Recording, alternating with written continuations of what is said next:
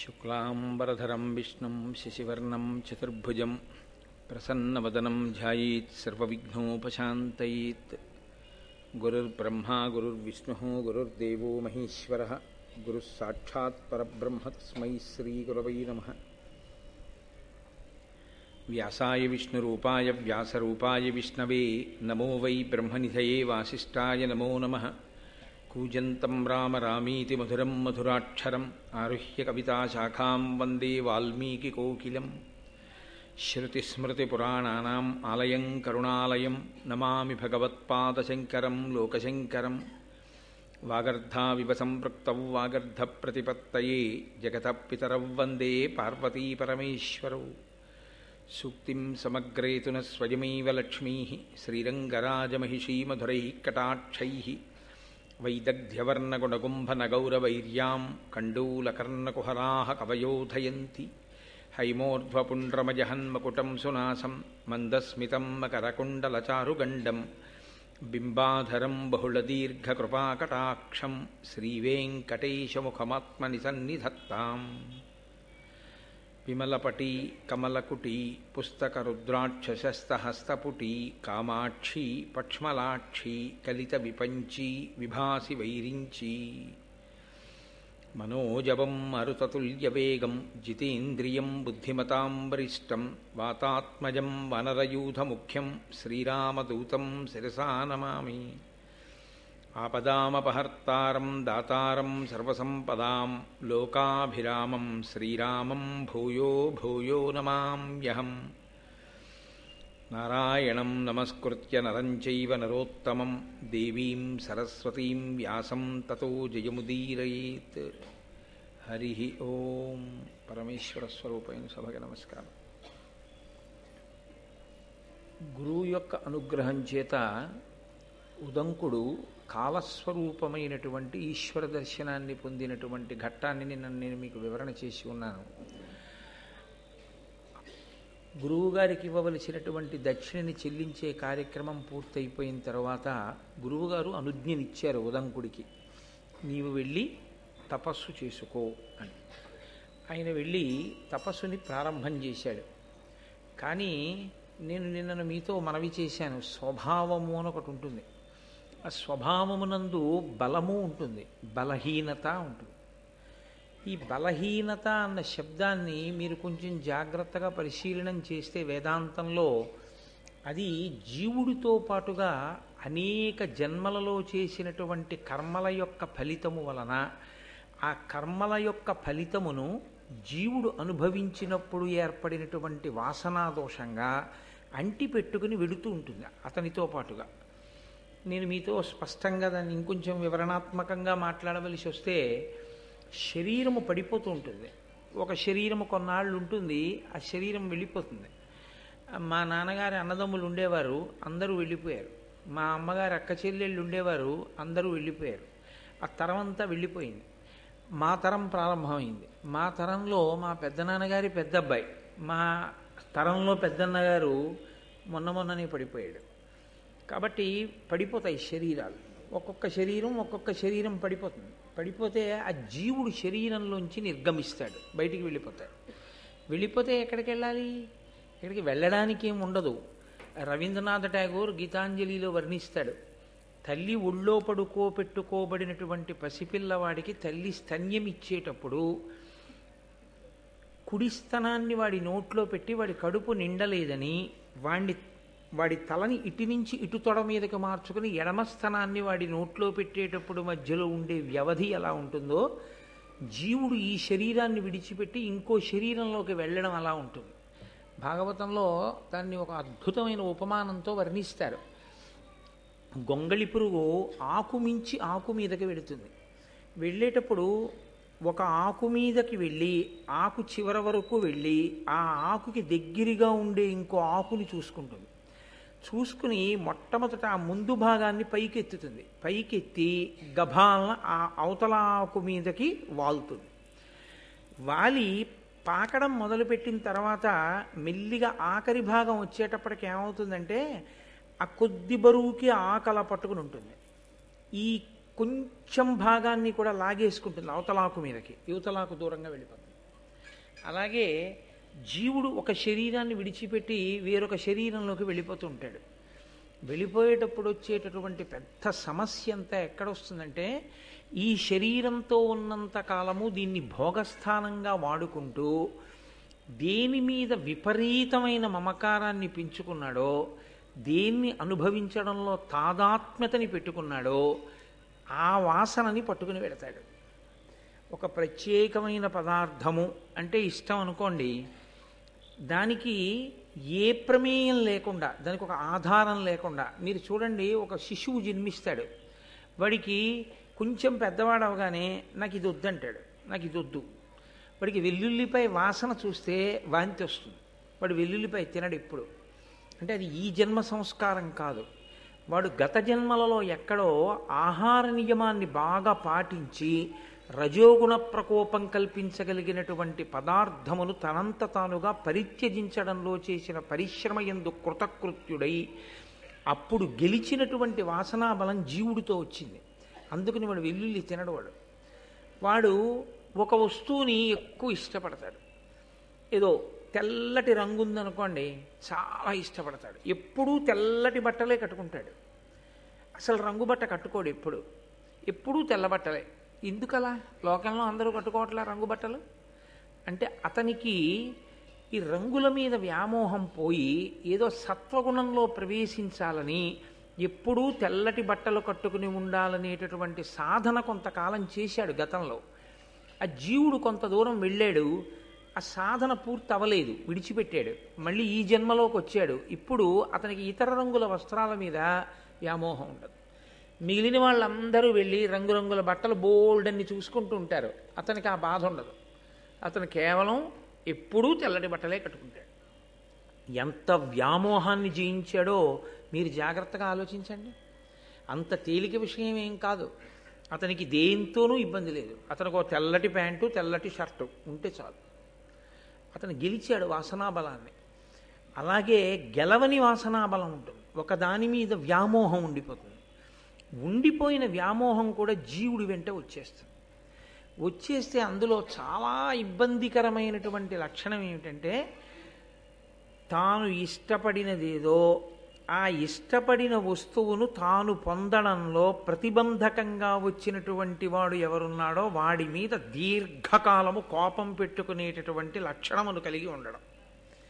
ఇది పతనహేతువులలో ఒకటై కూర్చుంటుంది. ఇది ఒక్కొక్కసారి ఏమవుతుందంటే, ఆ చిట్ట చివర ప్రాణోత్క్రమణం అయిపోయే ముందు ఎవరి మీద ఎక్కువ కోపం పెట్టుకున్నాడో వాడి గురించి ఆలోచిస్తుంది. మీరు కొంచెం జాగ్రత్తగా గమనిస్తే మనసు ఆలోచించడానికి రెండే ఉంటాయి, అంటే అంటుకోవడానికి. మిగిలిన వాటి మించి వెళ్ళిపోతుంది. అలాగా వెళ్ళిపోతూ అది అంటుకుంటుంది. మీరు ఎప్పుడైనా చూసి ఉంటారు, చిన్నతనంలో మా చిన్నప్పుడు గుంటల బోర్డు అని ఒక ఆట ఆడించేవారు. అందులో ఇలా పైకి బోర్డు ఉంటుంది, దాని నిండా గుంటలు ఉంటాయి, కన్నాలు. గోళీలన్నీ కింద ఒక డబ్బా లాంటి దాంట్లో పెట్టి ఒక పుల్లతో ఇలా అనమనేవారు. ఇలా అంటే అది అలా తిరిగి సమతలంగా ఉన్న ప్రదేశం నుంచి వెడితే కిందకు వస్తుంది. అది కానీ ఏదైనా గుంతలోకి వెడితే అందులోకి వెళ్ళి నిలబడిపోతుంది. అలాగే మనసుతో ఉన్న సమస్య ఏమిటంటే, అది ఎప్పుడూ ఖాళీగా ఉండదు. అది సంకల్ప వికల్ప సంఘాతమై అలా వెడుతూ ఉంటుంది ఎప్పుడు. ఈ వెళ్ళడంలో దానికి ఇష్టమైంది కనపడింది అనుకోండి ఆగిపోతుంది, దానికి ఇష్టం లేనిది కనపడింది అనుకోండి ఆగిపోతుంది. రెండింటి దగ్గర ఆగుతుంది. ఇష్టం లేనిది ఏదో జ్ఞాపకానికి వచ్చింది అనుకోండి, ఎంత తప్పు పని చేశాడురా వీడు, ఎంత బాధ పెట్టాడురా నన్ను అని అదే పనిగా స్మరణ చేస్తుంది, పట్టుకుంటుంది. అక్కడ కూడా తనకి ఇష్టమైంది అనుకోండి, అబ్బా నాకు ఆ వస్తువు లభిస్తేనా అని దాని గురించి స్మరిస్తుంది. తాను బాగా పట్టుకునేది ఎక్కడ అంటే, ఇష్టమైన చోట, ఇష్టము లేని చోట, ఈ రెండు చోట్లే పట్టుకుంటుంది. ఈ రెండు చోట్ల పట్టుకున్నప్పుడు కూడా శక్తి క్షీణించిపోతుంది. ఇందులో చిత్రం ఏమిటంటే, కోప్పడినప్పుడు వచ్చేటటువంటి శక్తిహీనత కన్నా ఆ వస్తువు లభించినప్పుడు కలిగినటువంటి సుఖమునందు ఎక్కువ శక్తి క్షయమైపోతుంది. కాబట్టి ఈ కోపం ఉండిపోవడం అనేటటువంటి స్వభావం అంత తేలిగ్గా గెలవడం సాధ్యం కాదు. అక్కడ నేను తట్టుకోలేనండి అంటాడు. తొందరగా వెనక్కి రాలేడు. ఒక్కొక్కరు కోపం వస్తుంది, కానీ మళ్ళీ కొంచెం తొందరగా వెనక్కి వచ్చేస్తాడు. అది మంచి లక్షణం. అది అలా తొందరగా వెనక్కి రాగలగడం అనేటటువంటిది అది ఒక ఈశ్వరానుగ్రహం సాధనలో. లేకపోతే అది చాలా దీర్ఘకాలం అలా ఉండిపోయింది అనుకోండి, చాలా ప్రమాదహేతు. అది జీవుడు నశించిపోతాడు దానివల్ల. ఈ దీర్ఘకాలం జ్ఞాపకం పెట్టుకుని తవ్వుకు బాధపడేటటువంటి లక్షణం ఏదుందో దాన్ని క్రోధము అని పిలుస్తారు. అదే లలితా సహస్రనామ స్తోత్రంలో క్రోధాకారాంకుశోజ్వల అని పేరు. అంకుశం మామటివాడు చేత్తో పట్టుకుంటాడు. పట్టుకుని ఏనుగు శరీరం మీద ఇంకెక్కడ పొడవడం ఆ చేతిలో ఉన్న అంకుశంతో దాని మీద ఎక్కి కూర్చుని దాని కుంభస్థలం మీద పొడుస్తాడు. అది పెట్టి, అది ఇంగ్లీష్ అక్షరాల్లో స్మాల్ హెచ్ ఎలా ఉంటుందో అలా ఉంటుంది. అది పెట్టి పొడిస్తే దానికి తలకాయ ఎలా ఉంటుందంటే, మంచి ఎండాకాలంలో తిరిగి ఇంటికి వస్తే తల పగిలిపోతోంది అన్నప్పుడు ఉంటుంది. ఇలా ఒంగుని కూడా లేవలేరు, ధన్ ధన్ ధన్ అంటుంది తల. అంత బాధ పెడుతుంది దానికి. ఆ బాధకి అది లొంగిపోయి మావటి ఏం చెప్తే చేస్తుంది. అంకుశం చూస్తే భయం దానికి. అది తలని ఎలా పొడుస్తుందో, క్రోధము ఎవరు క్రోధం పెట్టుకున్నాడో వాడి తలను అలా పొడుస్తుంది. ఎంత పొడుస్తుందంటే అదే గుర్తు తెచ్చుకుని ఎంత అపకారం చేశాడు రా వీడు అని జ్ఞాపకం తెచ్చుకుని బాధ పెట్టి, చిత్రం ఏమిటంటే ఎక్కడ క్రోధం ఉందో అక్కడ కుతంత్రం పుడుతుంది. వాణ్ణి పాడు చేయడానికి అవకాశం ఎలా ఉంటుంది ఆలోచించడం మొదలెడుతుంది. అదొక పెద్ద పాపం. అది జీవుడు పతనమైపోవడానికి అజ్ఞానము చేత మాయ చేత ఏర్పడుతున్న పెద్ద కందకం అన్నమాట. అది దాన్ని దాటకపోతే మళ్ళీ దాటడానికి ఎన్ని వందల జన్మలలో దాటుతాడో ఎవరికీ తెలియదు. అలా అంటుకుని ఉండిపోతుంది. మీకు ఎదర కనపడతాయి భారతంలో అలాంటి ఘట్టాలు. దానివల్ల వచ్చేటటువంటి ఉపద్రవం ఏమిటంటే, దీర్ఘకాలం దాన్ని మనసులో పెట్టుకుని ఎలా ఎలా ఎలా అన్న ఆలోచన వస్తూనే ఉంటుంది. అదే జరిగింది ఉదంకుడి విషయం.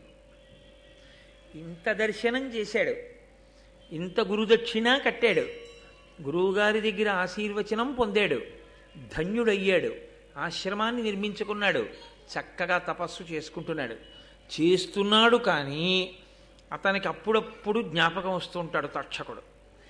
ఎప్పుడు తక్షకుడు జ్ఞాపకం వచ్చినా ఆనాడు ప్రార్థన చేయడం చేశాడు తక్షకుణ్ణి. అది ప్రేమ చేత కాదు, లొంగదీసుకోవడం కోసమని మనసులోంచి వచ్చినటువంటి ఒక రకమైన ప్రకోపం. అది పూర్తి పరిణిత వలన కలిగినది కాకపోయింది. దానివలన ఇప్పుడు అతనికి తక్షకుడి మీద క్రోధం ఆవహించింది. నేను ఆనాడు పౌష్య మహారాజు యొక్క భార్య దగ్గర కుండలములను తీసుకొస్తుంటే వాటిని అపహరించాడు, నాగలోకానికి తీసుకుపోయాడు. నేను అంత కష్టపడి మళ్ళీ వాటిని తెచ్చుకోవలసి వచ్చింది. నన్ను ఎంత బాధ పెట్టాడు. కాబట్టి ఈయన్ని విడిచిపెట్టకూడదు, తక్షకుణ్ణి విడిచిపెట్టకూడదు అన్నప్పుడు తక్షకుణ్ణి పాడు చేయడానికి రెండు మార్గాలు ఉంటాయి. అప్పుడు ఒకటి, తానే పాడు చేయొచ్చు. ఎందుచేత? తాను తపోనిధి, ఇప్పుడు చాలా తపస్సు చేసి ఉన్నాడు కాబట్టి. ఒకటి, తన తపస్సు చేత శాపవాక్కుని విడిచిపెట్టడం. నీకు ఈ కష్టం కలుగుతుంది కానీ అలా చేస్తే తను చేసిన తపస్సు క్షీణించిపోతుంది. శాపవాక్ ఎప్పుడు విడిచిపెట్టినా వరం ఇచ్చినా రెండిటికీ పోతుంది చేసినటువంటి తపస్సు. కాబట్టి ఆయన ఆలోచించి ఒక నిర్ణయానికి వచ్చాడు. ఎంత తమాషాగా ఉంటాయో చూడండి. క్రోధంలో వచ్చేటటువంటి ఆలోచనలు ఎలా అల్లుకుంటాయో చూడండి మనిషిలోంచి. నన్నింత కష్టపెట్టినటువంటి వాడు తక్షకుడు. నిష్కారణంగా ఒక బ్రహ్మచారి గురుదక్షిణ తెచ్చుకుంటుంటే ఇబ్బంది పెట్టిన వాణ్ణి శిక్షించవలసిన వాడెవరిప్పుడు? రాజే. ఏ రాజు గురుదక్షిణ ఇవ్వడంలో సహకరించాలో ఆ రాజే గురుదక్షిణ తెచ్చుకుంటున్నప్పుడు ఇబ్బంది పెట్టిన వాణ్ణి కూడా శిక్షించాలి. ఇప్పుడు నేనున్న ప్రాంతం జనమేజయుడి చేత పరిపాలింపబడుతోంది కాబట్టి నేను వెళ్ళి జనమేజయుడికి ఫిర్యాదు చేస్తాను. అప్పుడు నా తపస్సేం భంగపడత కదా. ఇప్పుడు జనమేజయుడికి చెప్తే జనమేజయుడు తక్షకుడిని నాశనం చేయాలి. తక్షకుడితో పోకూడదు ఇది. తక్షకుడితో పాటుగా ఇలాంటి పాములన్నీ నశించిపోవాలి. అంత కక్ష ఎందుకు అంటే మరి తాను ప్రార్థన చేస్తే ఎవరూ కనపడలేదుగా. నాగలోకానికి వెళ్ళి అన్ని పద్యాలు చదివినా కనపడి సత్కరించిన వాడు ఎవరూ లేడుగా. ఎవరో దివ్య పురుషుడు అనుగ్రహించాడు కానీ అక్కడ. కాబట్టి ఇప్పుడు ఆ నాగవంశం అంతా పాములన్నీ నశించిపోవాలి. అయితే ఒకటి, ఇటువంటి ఆలోచనలు వచ్చే ముందు ఒక్కొక్కసారి ఈశ్వర సంకల్పములు కూడా ఉంటాయి. అది ఎక్కడ అన్నది మీకు నేను ఆ ప్రత్యేకమైన సందర్భంలో వివరణ చేస్తాను. కాబట్టి ఇప్పుడు తక్షకుడితో పోకూడదు. తక్షకుడితో పాటు మిగిలినటువంటి నాగవంశమంతా నశించిపోవాలి. దీనికి నేను జనమేజయుడి దగ్గరికి వెళ్ళి ఆయన యొక్క మనసు పాములన్నింటినీ కూడా నశింపచేసే విధంగా ఆయన మనసులో ప్రచోదనం కలిగేటట్టు మాట్లాడతాను. మీకు ఇందులో ఒక తమాషా ఉంటుంది.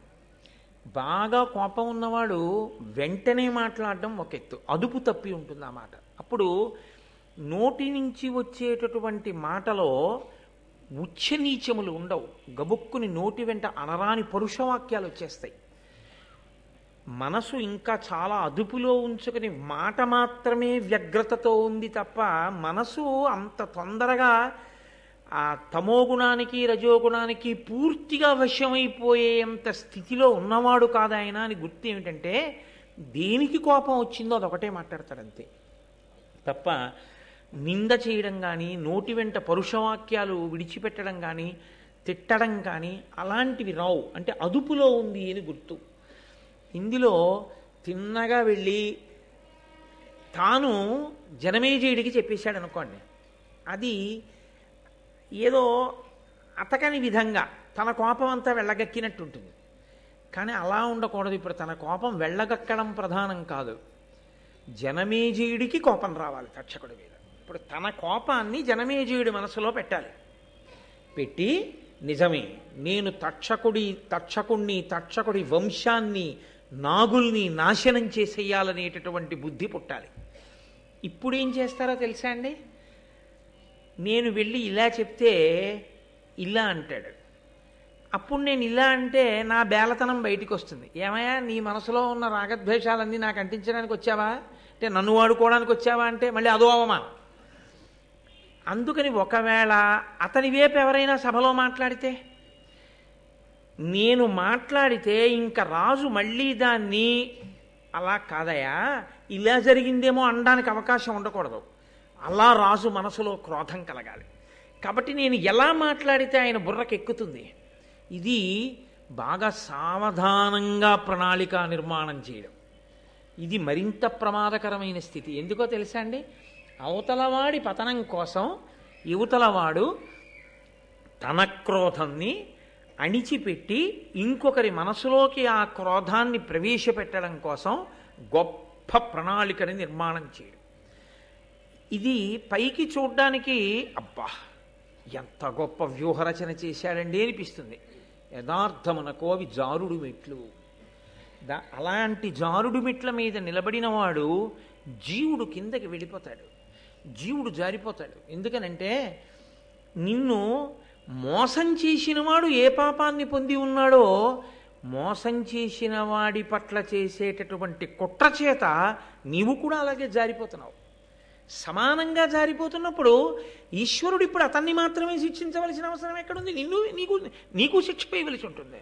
ఎందుకంటే ఈశ్వరుడు శిక్ష వేస్తే చేసిన క్రియకే కాదు, ఇలా చేస్తే బాగుండన్న నీ మానసికమైన వికారానికి కూడా వేయవలసి ఉంటుంది. చిత్రగుప్తుడు అంటే మనసుతో చేసిన దాన్ని కూడా రాసుకుంటాడు కదా మరి ఈశ్వరుడు. అందుకని నీ మనసు యందు రాకూడని ఆలోచనలు వచ్చాయి, రావడమే పాపహేతువు. ఇప్పుడు ఈ పాపహేతువు ఏం చేస్తుందంటే వాణ్ణి శిక్షిస్తే నిన్ను శిక్షించాలి. నువ్వు శిక్షార్హుడవే, నువ్వు పుణ్యాత్ముడవై నిలబడినది ఎక్కడ? నిన్ను కాపాడడానికి నేను బయలుదేరడానికి నువ్వు నన్నే నమ్మి నిలబడింది ఎక్కడ? వాడిని ఎలా పాడు చేయొచ్చని నీ ఆలోచనలు నువ్వు చేయలా అన్న స్థితి వస్తుంది కదా. అందుకని జారుడు మెట్ల మీద నిలబడ్డట్టు క్రౌర్యముతో ఆలోచించి ప్రణాళికా నిర్మాణము చెయ్యడం అనేటటువంటి దాని యందు బ్రాహ్మణునికి అటువంటి వ్యగ్రత అస్సలు పనికిరాదు. బ్రాహ్మణుడు అసలు ఆలోచించకూడదు. ఎందుకనంటే ఆయన ఉదారుడై లోకమునకంతటికీ మార్గాన్ని చూపించవలసిన వాడు. వెంటనే ఉద్ధరించి మనస్సు సంస్కరింపబడేటటువంటి స్థితి తేవాలి తప్ప అసలు అవతల వారిలో కలిగిన ఆలోచనని కూడా ప్రోత్సహించకూడదు. అటువంటి ఉదంకుడు ఇంత తపస్సు చేసినవాడు ఇటువంటి ఆలోచన, ఇంత గొప్ప వ్యూహ నిర్మాణం చెయ్యకూడదు. దాని వలన ఉదంకుడు ఉన్నతిని పొందుతున్నాడా అని మీరు నన్ను అడిగితే ఏం చెప్పవలసి ఉంటుందంటే, ఖచ్చితంగా ఆయన జారుడు మెట్ల మీద నిలబడుతున్నాడు ఇవాళ అని చెప్పవలసి ఉంటుంది. అది ఎవరికైనా అంతే. మహాభారతం అత్యంత సున్నితమైన విషయాన్ని స్పృశిస్తోంది. అందుకే జీవితంలో మహాభారతాన్ని బాగా విన్నటువంటి వారు తాము జారిపోకుండా ఎలా నిలబడాలో తెలుసుకుంటారు. తాము జారిపోకుండా నిలబడితే కదూ అసలు ఆ గౌరవం అలా ఈశ్వరుడి దృష్టిలో మీరు ఏ పని చేస్తున్నా ఎప్పుడూ ఒక విషయాన్ని జ్ఞాపకం పెట్టుకోవాలి. నేను ఈశ్వరునకు జవాబుదారి. ఈశ్వరుడొక్కడు నా ఆలోచన సరళిని గమనించగలిగితే చాలు, నాకు ఏ కితాబులు అక్కర్లేదు. ఈశ్వరుడి దృష్టిలో నేను దోషినైన నాడు లోకమంతా పొగిడినా నే చేసిన నేరాన్నించి నేను తప్పించుకోవడం సాధ్యం కాదు. ఇదొక్కటి పరిశీలనం అలవాటు అయిపోయిందనుకోండి, మీరు తొందరపడి అధర్మం వైపుకి వెళ్ళలేరు. మీరు ఈశ్వరుణ్ణే గట్టిగా పట్టుకుని ఉంటారు. మీకు ఎక్కువ బాధ కలిగితే దాన్ని ఈశ్వరుడికే వెళ్ళి చెప్పడం అలవాటైందనుకోండి, ఈశ్వరుడి కాళ్ళు పట్టుకోవడమే అలవాటైందనుకోండి, ఈశ్వరుడికి మీరు విడిచిపెడితే ఆయనకి తెలుసు ఎలా బుద్ధి చెప్పాలో, ఆయనకి తెలుసు మిమ్మల్ని ఎలా రక్షించాలో, మిమ్మల్ని ఎలా కాపాడాలో. అనవసరంగా మనం ప్రణాళికలు వేసేసి మనం జారిపోవడం ఈ జన్మతో పోదు. ఈ క్రోధం జీవుణ్ణి పట్టు కూర్చుందంటే ఎన్ని జన్మల వరకైనా వెడుతుంది. ఇది ఎక్కడి వరకు వెళ్ళిందో తెలుసా అండి? ఇక్కడ మొదలుపెట్టిన కథ. ఉదంకుడి మనసులో కృతయుగంలో వచ్చిన ఆలోచన కలియుగం వరకు నడిచింది. దాని ప్రభావం, ఒక్క మాట ప్రభావం కృతయుగంలో జనమేజయుడి దగ్గర, కృతయుగంలో ఆనాడు కద్రువ ఇచ్చినటువంటి శాప ప్రభావం కలియుగంలో ఫలించడానికి ఈయన మాట్లాడిన మాట కారణమైంది. అంటే దైవము యొక్క శాసనము అమలు కావడానికి ఇవాళ ఉదంకుడు పనికొచ్చాడు. ఎందుకు పనికొచ్చాడు? రజోగుణ ప్రకోపం ఉండిపోబట్టి పనికొచ్చాడు. అది లేకపోతే ఇతన్ని సాధనం చేసుకోరు, ఇతనికి ఆ అపవాదు వచ్చే అవకాశం ఉండదు. కాబట్టి ఇప్పుడు ఆయన జనమేజయుడి దగ్గరికి వెళ్ళి అంటున్నాడు, మితహిత సత్యవాక్య. ఎంత గమ్మత్తుగా ఉంటుందనుకుంటున్నారు? మామూలుగా వెళ్ళి మాట్లాడినప్పుడు కన్నా అవతల వారి వలన ఒక ప్రయోజనాన్ని సాధించుకోవాలనుకుని బాగా ప్రణాళిక వేసుకుని వచ్చిన వాడు మాట్లాడే మాటలు చాలా పకడ్బందీగా ఉంటాయి. కాబట్టి ఏమని పిలిచాడంటే జనమేజయుణ్ణి పిలుస్తూనే, మితహిత సత్యవాక్య జనమేజయ భూజనవంద్య ఏను సుస్థితి గురుదేవ కార్యములు చేయగబోనుటెరింగి వంచనోన్నతమతి అయి అకారణమున నాకపరాధము చేసే తక్షకుండు అతి కుటిల స్వభావుడు పరాత్మ విశేష వివేక శూన్యుడై. ఆయన అన్నాడు, మితహిత సత్యవాక్య అని పిలిచాడు. ఎక్కువ మాట్లాడడం అనేటటువంటిది ఒక దోషం శాస్త్రంలో. ఎక్కువ మాట్లాడడం అనేటటువంటిది ఆయుర్దాయాన్ని తగ్గిస్తుంది, ఒకటి. రెండు, మీరు ఎక్కువ మాట్లాడడం వల్ల రెండు దోషములు వచ్చి అందులో చేరిపోతాయి. ఒకటి, మీరు ఏదో ఒకటి చిట్ట చివరికి ఏమంటారంటే చూస్తానులేండి అంటారు. చూస్తానులేండి అంటే సగం చేస్తానులేండి కాదు. ఆ తర్వాత మీరు ఎందుకంటారంటే అది ఇప్పటికి వెళ్ళిపోతాడుగా తర్వాత చూడొచ్చు. కానీ అది ఏమవుతుందంటే అసత్య దోషం కింద వెళ్ళి పడిపోతుంది. అది పెద్ద దోషం. ఎక్కువ మాట్లాడడం వల్ల వచ్చేటటువంటి పెద్ద ప్రమాదం ఎక్కడ అంటే అసత్యము వెళ్ళి కూర్చుంటుంది సంభాషణ మనది. కాబట్టి ఎక్కువ మాట్లాడరు. రెండు, మీరు ఎక్కువ మాట్లాడితే స్పందనకి ప్రతిస్పందన ఉంటుంది కదా, మీ పక్కన ఉన్నవాడు అంతా మాట్లాడతాడు, అందులో మీ రాగద్వేషాలు వచ్చి చేరుతాయి. చేరి ఏంటి ఇలా మాట్లాడుతున్నాడు, అతని గురించి ఇలా అన్నాడు ఏంటి, అమ్మో ఇతన్ని మనం ఎక్కువ దగ్గరికి చేర్చకూడదు, ఇన్ని ఆలోచనలు బయలుదేరుతాయి అందులోంచి. కాబట్టి ఎవరు మితముగా మాట్లాడతారో వాడు తన మీద తాను నియంత్రణ ఉన్నవాడు. కాబట్టి నన్ను ఎక్కువ ప్రశ్నలు కుసుమా ఇప్పుడు నేను అడిగిన దాని మీద అన్నది ఎందుకని, తను ఎక్కువ ప్రశ్నలు వేసాడనుకోండి తన కోరిక తీరదేమోనని. నువ్వు చాలా మితంగా మాట్లాడేవాడు బాయ్ అన్నాడు అనుకోండి, ఎక్కువ మాటలు మాట్లాడకుండా తన మాట ఒప్పేసుకుంటాడు. అయ్యా మీరు నేను మిమ్మల్ని ఒకటి అడగదలుచుకున్నాను, కానీ మీరు మాత్రం కాదు వద్దు అనకూడదు, ఈ ఒక్కసారి మా మాట వినాలి అని ముందు అన్నాడు అనుకోండి, ఇంకా మీరు ఊ అనడం ఎందుకు? మిమ్మల్ని ఊ అన్నది అనిపించడానికి వచ్చాడంతే కాదు, అది అనుమతించారు, అనిపించుకోవడానికి వచ్చాడు. కానీ నిజంగా మీరు అనుమతిస్తున్నారో లేదో ఆయనకు అనవసరమైన విషయం అది. మీరు హృదయం పరిపూర్ణంగా మీరు అనుమతిస్తే చేస్తాను అన్నాడు అనుకోండి వేరు, మీరు కాదనకూడదు, మీరు ఊ అనాలి అంతే ఈ ఒక్కసారికి అన్నాడు అనుకోండి, ఇంకా మీరు అది వినకుండా ఊ అనడం మంచిది కాదు. ఊ అనాలనుకుంటే నేను అలా అనను, అది నా స్వభావం కాదు అని మీరు అనగలిగితే ఆయనతో మీ అనుబంధాన్ని కొనసాగించడం ప్రశ్నార్థం కదా. ఎంత ఇబ్బంది ఉంది, ఒక్క మాటలో ఎంత ఇబ్బంది ఉంటుందో చూడండి. కాబట్టి మిత హిత సత్య వాక్య, ఎంత గొప్ప మాటలేశాడో చూడండి. అది లోపలి ఆలోచన. మితంగా మాట్లాడేవాడా, హితంగా మాట్లాడేవాడా అంటే నేను అన్నదానికి కాదనకుండా ఉండేవాడా. సత్యవాక్య, చూస్తానులేండి అన్న తర్వాత డేట్లు ఇవ్వకుండా పోకూడదు, ఇచ్చి తీరాలి. కాబట్టి సత్యవాక్య అన్నమాట నిలబెట్టుకోవాలి. కాబట్టి ఇప్పుడు ఏం చేస్తున్నట్లు, జనమేజయుడు తానన్న మాట వినేటట్టుగా ఆయన్ని మానసికంగా సిద్ధం చేస్తున్నాడు. జనమేజయ, మీ మంత్రి గారిని అన్నానో సైన్యాధ్యక్షుడిని అన్నానో అనుకుంటున్నావేమో, నిన్నే.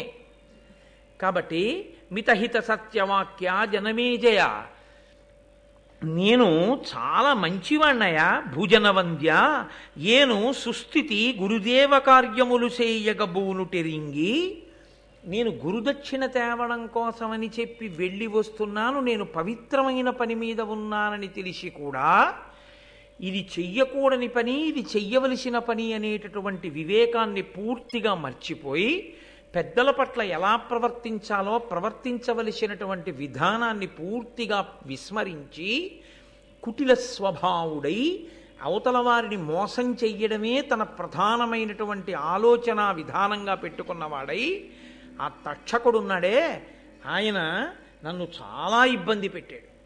కుండలములు పట్టుకుపోయాడు కాబట్టి ఇప్పుడు నువ్వు జోక్యం చేసుకోమని అడగట్లేదు, కుండలములు తెచ్చేశాను. కానీ నేను ఎంత బాధపడ్డానో తెలుసా, చాలా బాధపడ్డాను ఆ తక్షకుని యొక్క ప్రవర్తన చేత.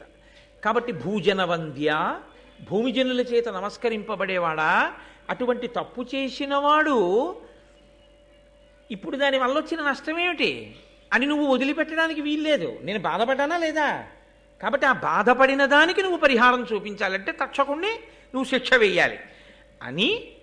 ఇప్పుడు రాజు మనసు ఎటువైపు గడుతుంది మీరు ఆలోచించండి. ఆయన నిష్పక్షపాతంగా ఒక ఆలోచన చేస్తాడు. ఇందులో ఒక చిన్న ఇబ్బంది ఒకటి వస్తుంది.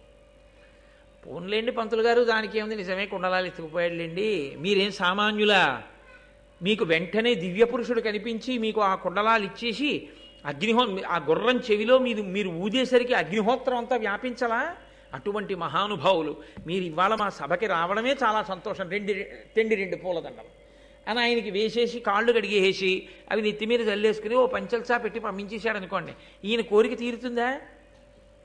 తీరదు. పోన్లేండి, ఏదో జరిగింది, ఏదో జరిగిపోయింది, మీరు బ్రాహ్మణులు అంత కోపం పెట్టుకోకూడదు, మీ మనసు వెన్నపూసలా ఉండాలి, పౌష్య మహారాజు చెప్పాడుగా, అలా చెప్పాడు అనుకోండి తిరిగి, అప్పుడు రాజు మనసులో క్రౌర్యం లేదు కదండి. అందుకని క్రౌర్యం లేదు కాబట్టి పోన్లేండి అని కొంత ఆలోచిస్తే ఆలోచించవచ్చు, లేదా తాననుకున్నంత శిక్ష వెయ్యకపోవచ్చు. నిజమే, అలా చెయ్యకుండా ఉండవలసింది. కాబట్టి తక్షకుడు ఎక్కడున్నా సరే పట్టి తీసుకొచ్చి తక్షకుడికి కొంత శిక్ష వేస్తానన్నాడు అనుకోండి, సరిపోతుంది ఆయనకి? చాలదు. ఆయన మనసు వ్యగ్రత ఎలా ఉందంటే తక్షకుడు నశించాలి, తక్షకుడితో సరిపోకూడదు, తక్షకుడితో పాటు నాగులన్నీ నశించాలి. కాబట్టి ఇప్పుడు తనకెంత కోపం ఉందో అంత కోపం జనమేజయుడికి రావాలి. కాబట్టి ఇప్పుడు ముందు తనెందుకు వచ్చాడో తన వైపు నుంచి చెప్పాడు, ఇప్పుడు ఇంకొక మాట చెప్పాడు. ఎంత గొప్ప ఆలోచన చేశాడో చూడండి. ఇప్పుడు అన్నాడు, అనవరతార్థదానయజనాభిరతున్ భరతాన్వయాభివర్ధను సకల ప్రజాహిత విధాను ధనంజయ సన్నిభున్ భవజ్జనకు పరీక్షితున్ భుజగజాల్ముడసహ్య విశోగ్ర ధూమకేతన హతి చేసిన తిదాంతు కృతాంత నికేతనాతిథిన్. ఆ తక్షకుడు నాకు మాత్రమే అపకారం చేసినవాడు కాదు, అనవరతార్థదాన యజనాభిరతున్. మహానుభావుడు అడిగిన వాళ్ళందరికీ లేదనకుండా దానాలు చేసినవాడయా నీ తండ్రి. భరతాన్వయాభివర్ధను, భరతవంశాన్నంతటినీ కూడా పెంచినవాడు, గొప్పగా వంశాన్ని పెంచినవాడు సాక్షాత్తు నీకు తండ్రి. సకల ప్రజాహిత విధాను, సకల ప్రజల యొక్క హితమును కోరి పరిపాలన చేసినటువంటి వాడు. ధనంజయ సంధిభున్, అర్జునుడితో సమానమైన వాడు. భవజ్జనకు, ఇక్కడ తీసుకొచ్చి పెట్టాడు మాట. ఇంత పొగిడి ఎవరనుకుంటున్నావో, భవజ్జనకు నీ తండ్రి పరీక్షితున్, పరీక్షిన్ మహారాజుని ఆ తక్షకుడు ఏం చేశాడో తెలుసా? భయంకరమైనటువంటి తన యొక్క విషము అనబడేటటువంటి అగ్ని జ్వాలల చేత దహించి యమధర్మరాజు సదనానికి అతిథిగా పంపించాడు. లేకపోతే మీ తండ్రి ఇంకా ఎంతకాలం రాజ్యం చేయవలసిందే. మీ తండ్రిని పొట్టన పెట్టుకున్నవాడు ఆ తక్షకుడే. ఈ మాట అనేసరికి ఎంత కాదన్నా జనమేజయుడిలో తాను కోరిన ప్రతిస్పందన వస్తుంది కదండి. ఇది ఆయన ఆలోచన. మా నాన్నని చంపేశాడు కదూ. తక్షకుడు ఎందుకు చంపాడు? ఒక బ్రాహ్మణ వాక్కు కొరకు చంపాడు. శృంగి అనబడేటటువంటి మహర్షి కుమారుడు ఒకడు శపించాడు, నేటికి 7వ రోజు లోపల నువ్వు తక్షకుని యొక్క విషము చేత మరణిస్తావు అని శాపవాక్కు విడిచిపెట్టాడు. ఆ శాపవాక్కు నిజమవ్వాలి కాబట్టి తక్షకుడు వచ్చి చంపాడు. దాన్ని ఎంత చమత్కారంగా చెప్పాడో చూడండి ఆయన. అంటే ఏదైనా సరే అవతల వారికి కోపం తెప్పించేటట్టుగా మాట్లాడగలిగినటువంటి ప్రజ్ఞ. వాక్కు ఎంత దూరం వెడుతుందో, వాక్కు ఎంత శక్తివంతమైందో చెప్తున్నారు. ప్రహ్లదుడైన అతను కాదనకిట్టిపాటి అపకారము తక్షకుడేక విప్ర సంబోధన చేసే నృపపుంగవ, నీవు అనేక భూసురాపాదిత సర్పయాగమున భస్మము చేయుము. తక్షకాదికాకోదర సంహతిన్ హుతమహోగ్ర సమగ్ర శిఖాచయంబులన్. తక్షకుడు ఎందుకు చంపేశాడో తెలుసా మీ నాన్నని? తక్షకుడికి మీ నాన్నకి ఏమీ వైరం లేదు. మీ నాన్నగారు తక్షకుడిని ఎప్పుడూ ఏమీ అనలేదు. ఎవరో ఒక బ్రాహ్మణుడు మారు పలకలేదన్న కోపంతో మీ తండ్రి ఆయన మెడలో ఒక మృత సర్పాన్ని వేశాడు. తండ్రి మెడలో మృత సర్పాన్ని వేశాడన్న మాటకి కోపం వచ్చి ఆ ముని యొక్క కుమారుడు నేటికి 7వ రోజు లోపల నువ్వు తక్షకుడి వలన మరణిస్తా అన్నాడు. అంటే ఇప్పుడు తక్షకుడికి 2 మార్గాలు ఉన్నాయి. ఒకటి శృంగి మాటకి చంపేయడం, 2 శృంగి మాటకి చంపకపోవడం. ఎందుకు చంపకుండా ఉండొచ్చు? మీ నాన్న ఎంత గొప్పవాడో ఇందాక చెప్పే కదా, ఇక్కడ చెప్పలేదు, ముందే చెప్పాడు పద్యంలో. అర్జునుడితో సమానుడు, లోకమునంతటినీ కూడా అంత గొప్పగా పరిపాలించినవాడు, నిరంతరము పరమభక్తితో యజ్ఞయాగాది క్రతువులు చేసినవాడు, దానధర్మములు చేసినవాడు. అటువంటి వాణ్ణి ఒక బ్రాహ్మణుడు తక్షకుడు చంపుతాడని అన్నాడని వెళ్ళి చంపేశాడు తప్ప, ఆ బ్రాహ్మణుడి దగ్గరికి వెళ్ళి మధ్యలో నేనా దొరికాను నీకు, నే చంపుతానని శాపవాక్కెందుకు విడిచిపెట్టావు? నేనెందుకు చంపాలి పరీక్షిత్తుని? పరీక్షిత్తు లాంటి ప్రభువు శరీరం విడిచిపెడితే ఈ లోకాన్ని రక్షించడానికి మళ్ళీ అటువంటి ధర్మాత్ముడు ఎక్కడి నుంచి వస్తాడు? ఎందుకంత తీవ్రమైన వాక్కు విడిచిపెట్టావు? నేను నీ మాట వినను, నేను కరవను. అలా కరవకుండా ఉన్నందుకు నాకు కూడా శాపవాక్కు ఇస్తావా? ఇస్తే ధర్మం కోసం నేను కూడా శరీరం వదిలిపెడతాను తప్ప నేను ప్రభువుని చంపను అనగలిగాడా తక్షకుడు? ఇప్పుడు క్రోధం ఎవరిలోకి ఎడుతోంది? ఒక ఇంజెక్షన్ పట్టుకుని అవతల వారిలోకి ఎక్కించినట్లు తనలో ఉన్న క్రోధం ఏ స్థాయిలో ఉందో అంత స్థాయిలో ఆయనలోకి పంపిస్తున్నాడు. ఇప్పుడు పరిష్కారం కూడా చెప్పేశాడు. ఇంకా మళ్ళీ ప్రత్యేకంగా దీనికి నేనేం చెయ్యాలని ఆలోచన రావక్కర్లేదు జనమేజయుడికి. ఎంత గొప్పగా చెప్పాడో చూడండి. నృపపుంగవ, నీవు అనేక భూసురాపాదిత సర్పయాగమన భస్మము చేయుము తక్షకాదికాకోదర సంహతిన్ హుతవహోగ్ర సమగ్ర శిఖాచయంబులన్. ఒక బ్రాహ్మణుడన్న మాటకి తక్షకుడు చంపేశాడు మీ నాన్నని. నువ్వు చాలామంది ఋత్విక్కుల్ని తీసుకురా, కూర్చోబెట్టు. వాళ్ళందరూ కలిసి ఒక్కొక్క పాము పేరు చెప్పి స్వాహ అంటారు. ఆ పాము పడిపోవలసిందే. ఒక బ్రాహ్మణుడి మాటకి తక్షకుడు వెళ్ళి మీ నాన్నని చంపేయచ్చు, ఆ బ్రాహ్మణుడి మాటకి పావులు వచ్చి అగ్నిలో పడక్కర్లా? మీ నాన్న విషయంలో ఓ నీతి, బ్రాహ్మణులు వచ్చి చెప్పిన తర్వాత ఈ పావుల విషయంలో ఒక నీత, వాళ్ళని వచ్చి పడిపోమను. చిట్ట చివర తక్షకాయ స్వాహ అనమను, తక్షకుడు కూడా వచ్చి అగ్నిలో పడిపోతాడు. అప్పుడు నువ్వు పీటల మీద కూర్చుని, ఏమయ్యా బ్రాహ్మణ వాక్కుకి మా నాన్నని చంపావుగా, బ్రాహ్మణ వాక్కుకి నువ్వు చావు అను. నీ పగ తీరుతుంది రాజా. తండ్రిని చంపినవాడు హాయిగా అక్కడ తిరుగుతూ ఇంకా లోకాన్ని నాలాంటి బ్రహ్మచారుల్ని ఇబ్బంది పెడుతుంటే నువ్వు ఇక్కడ చూస్తూ కూర్చున్నావా? కాబట్టి సర్పయాగం చెయ్యి, ఋత్విక్కుల్ని పిలిపించి స్వాహాకారంతో పావులన్నిటిని పడగొట్ట అగ్నిహోత్రంలోకి. ఎంత కోపం వస్తుందండి. ఇక్కడ ఒకే ఒక చిన్న మినహాయింపు ఉంది ఇప్పుడు జనమేజయుడు మాట్లాడడానికి. ఎందుకని? నృపాలక అన్నాడు కదా భూమిని పరిపాలించేవాడు రాజు. ఆయన ఒక మాట అనొచ్చు, నిజమేనయ్యా చంపవలసిందే తక్షకుణ్ణి. తక్షకాయ స్వాహ అని యాగమన్నా చేయిస్తాను, తక్షకుణ్ణి చంపడానికి నేనన్నా పెడతాను. తక్షకుడు మా నాన్నని చంపితే పావులన్నింటినీ నేను ఎందుకయ్యా చంపడం? అవేం చేశాయి? అవేం చంపలేదుగా మా నాన్నని, అవేమి మా నాన్నకి ద్రోహం చేయలేదుగా, నీకు వాళ్ళెవరు ద్రోహం చేయలేదుగా, మరి వాళ్ళందరినీ ఎందుకు చంపడం? తక్షకుడు జోలికి పెడతానులే అన్నాడు అనుకోండి. తాను నాగలోకానికి వెళ్ళి ప్రార్థన చేసినప్పుడు వాళ్ళెవ్వరూ తనకి పలకలేదన్న కోపం ఎలా పోతుంది?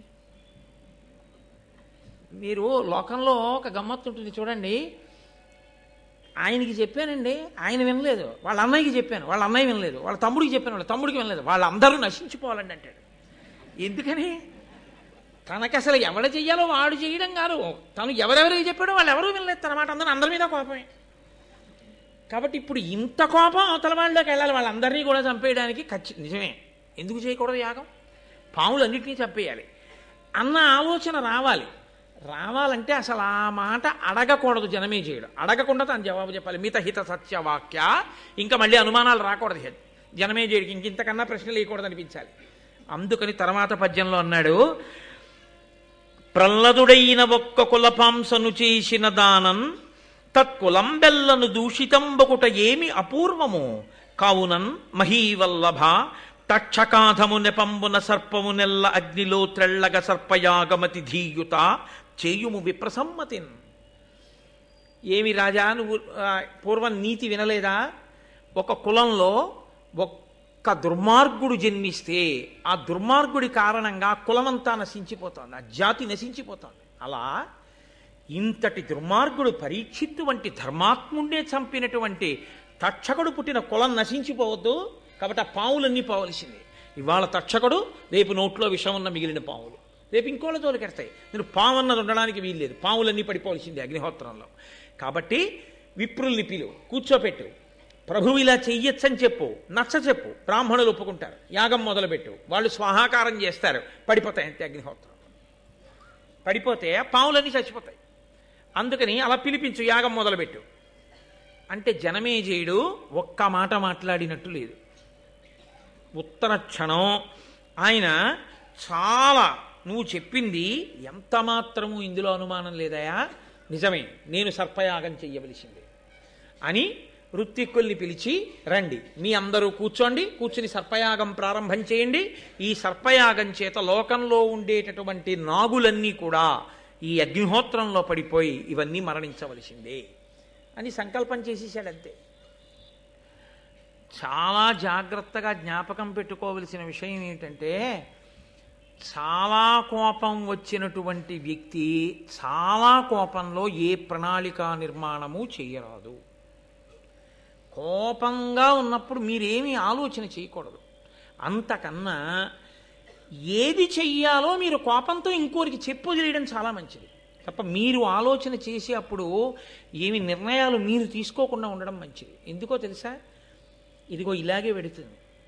ఆ బుద్ధి యందు కలిగిన వ్యగ్రత సరి అయినటువంటి రీతిలో ఆలోచన చెయ్యనివ్వదు. ఆ చెయ్యనివ్వనప్పుడు ఏం చేస్తుందంటే కిందకి జారి చేస్తుంది, పడగొట్టేస్తుంది. అలా పడిపోకుండా ఉండాలి అంటే అంత కోపంగా ఉన్నప్పుడు మీరు ప్రయత్నపూర్వకంగా కాసేపు మీరు ఆలోచన చేయడం ఆపేసి దాన్ని వదిలిపెట్టేయడం కోసమని మార్గాన్ని ఎంచుకోవాలంతే. లేకపోతే దీర్ఘకాలం దాని యొక్క పరిణామం ఆశ్చర్యకరంగా వెళ్ళిపోతుంది. కాబట్టి ఇప్పుడు ఇంత జనమేజయుడు అంగీకరించాడు. అందుకే మహాభారతంలో చెప్పినటువంటి ఏ విషయమైనా సమాజమునందు ఏ కాలములో ఏ వ్యక్తికి అన్వయము కానిది ఉండదో వ్యాసుడు గుండెల మీద చెయ్యేసుకు చెప్పాడు. నేను భారతంలో చెప్పినటువంటి ఏ విషయమైనా సమాజమునందు ఏ వ్యక్తికి ఏ సందర్భంలోనూ అన్వయము కాదన్నది లేదు. మనలో అందరం కోపాలు వచ్చిన వాళ్ళమే, కోపాలు వచ్చినప్పుడు ఆలోచించిన వాళ్ళమే, ఆలోచించి ప్రణాళికా నిర్మాణాలు చేసేసే ప్రయత్నాలు చేసిన వాళ్ళమే, చేసి ఒక్కొక్కరు గోతిలో పడిపోయిన వారే, ఇబ్బందుల్లోకి వెళ్ళిపోయిన వారే. గబుక్కుని చూడండి, క్రోధం వచ్చి చేసినటువంటి ఒక్క తప్పుకి యావజ్జీవితం కారాగారంలోకి వెళ్ళిపోతాడు. ఆ క్రోధం వచ్చినప్పుడు అతను నిర్ణయం చేసుకోకుండా ఉంటే అతను అలా ఉండడు. ఆ క్రోధం దిగజారిపోతున్న తర్వాత పరిస్థితి వేరుగా ఉంటుంది. అది ఒంటిని ఆవహించి ఉండగా నిర్ణయం మాత్రం చేయకూడదు. ఎప్పుడు నిర్ణయం చేయడం, ఆలోచన చేయడం, ప్రణాళికా నిర్మాణం చేయడం, క్రోధంలో చేసిన దాని యందు యుక్తాయుక్త విచక్షణ ఉండదు. అత్యంత ప్రధానమైన విషయాన్ని వ్యాస భగవానుడు, నన్నయ్య భట్టారకుడు కూడా ఇవాళ స్పృశిస్తున్నారు. ఇది ఎన్నడో జరిగిన కథ, ఎప్పుడో చెప్పిన మాట అని మీరు అనుకోకండి. నేను ఇంతకన్నా మీకు దీని గురించి వివరణ చేసి చెప్పక్కర్లేదు. కానీ మీరందరూ ప్రాజ్ఞులు, మీరు ఇప్పటికే దీని సందేశాన్ని అందుకుని మీరు బాగా ఆలోచన చేసుకుంటే దీని వలన మనం ఎంత అమృతాన్ని పొందవచ్చో, జీవయాత్రలో ఈ జన్మలో ఇప్పుడు కాదు, ఎన్ని జన్మల వరకో జీవుడితో పాటుగా పట్టికిడిపోకుండా క్రోధాన్ని మనని మనం ఎలా నిగ్రహించుకోవచ్చో మనకి మహాభారతంలో ప్రత్యేకించి ఈ ఘట్టం మనకి తెలియచేస్తుంది. ఇప్పుడు వింటున్న వాళ్ళు ఎవరు ఈ విషయాలు? నైమిషారణ్యంలో కూర్చున్న మునులు. వాళ్ళు ముక్కున వేలేసుకున్నారు.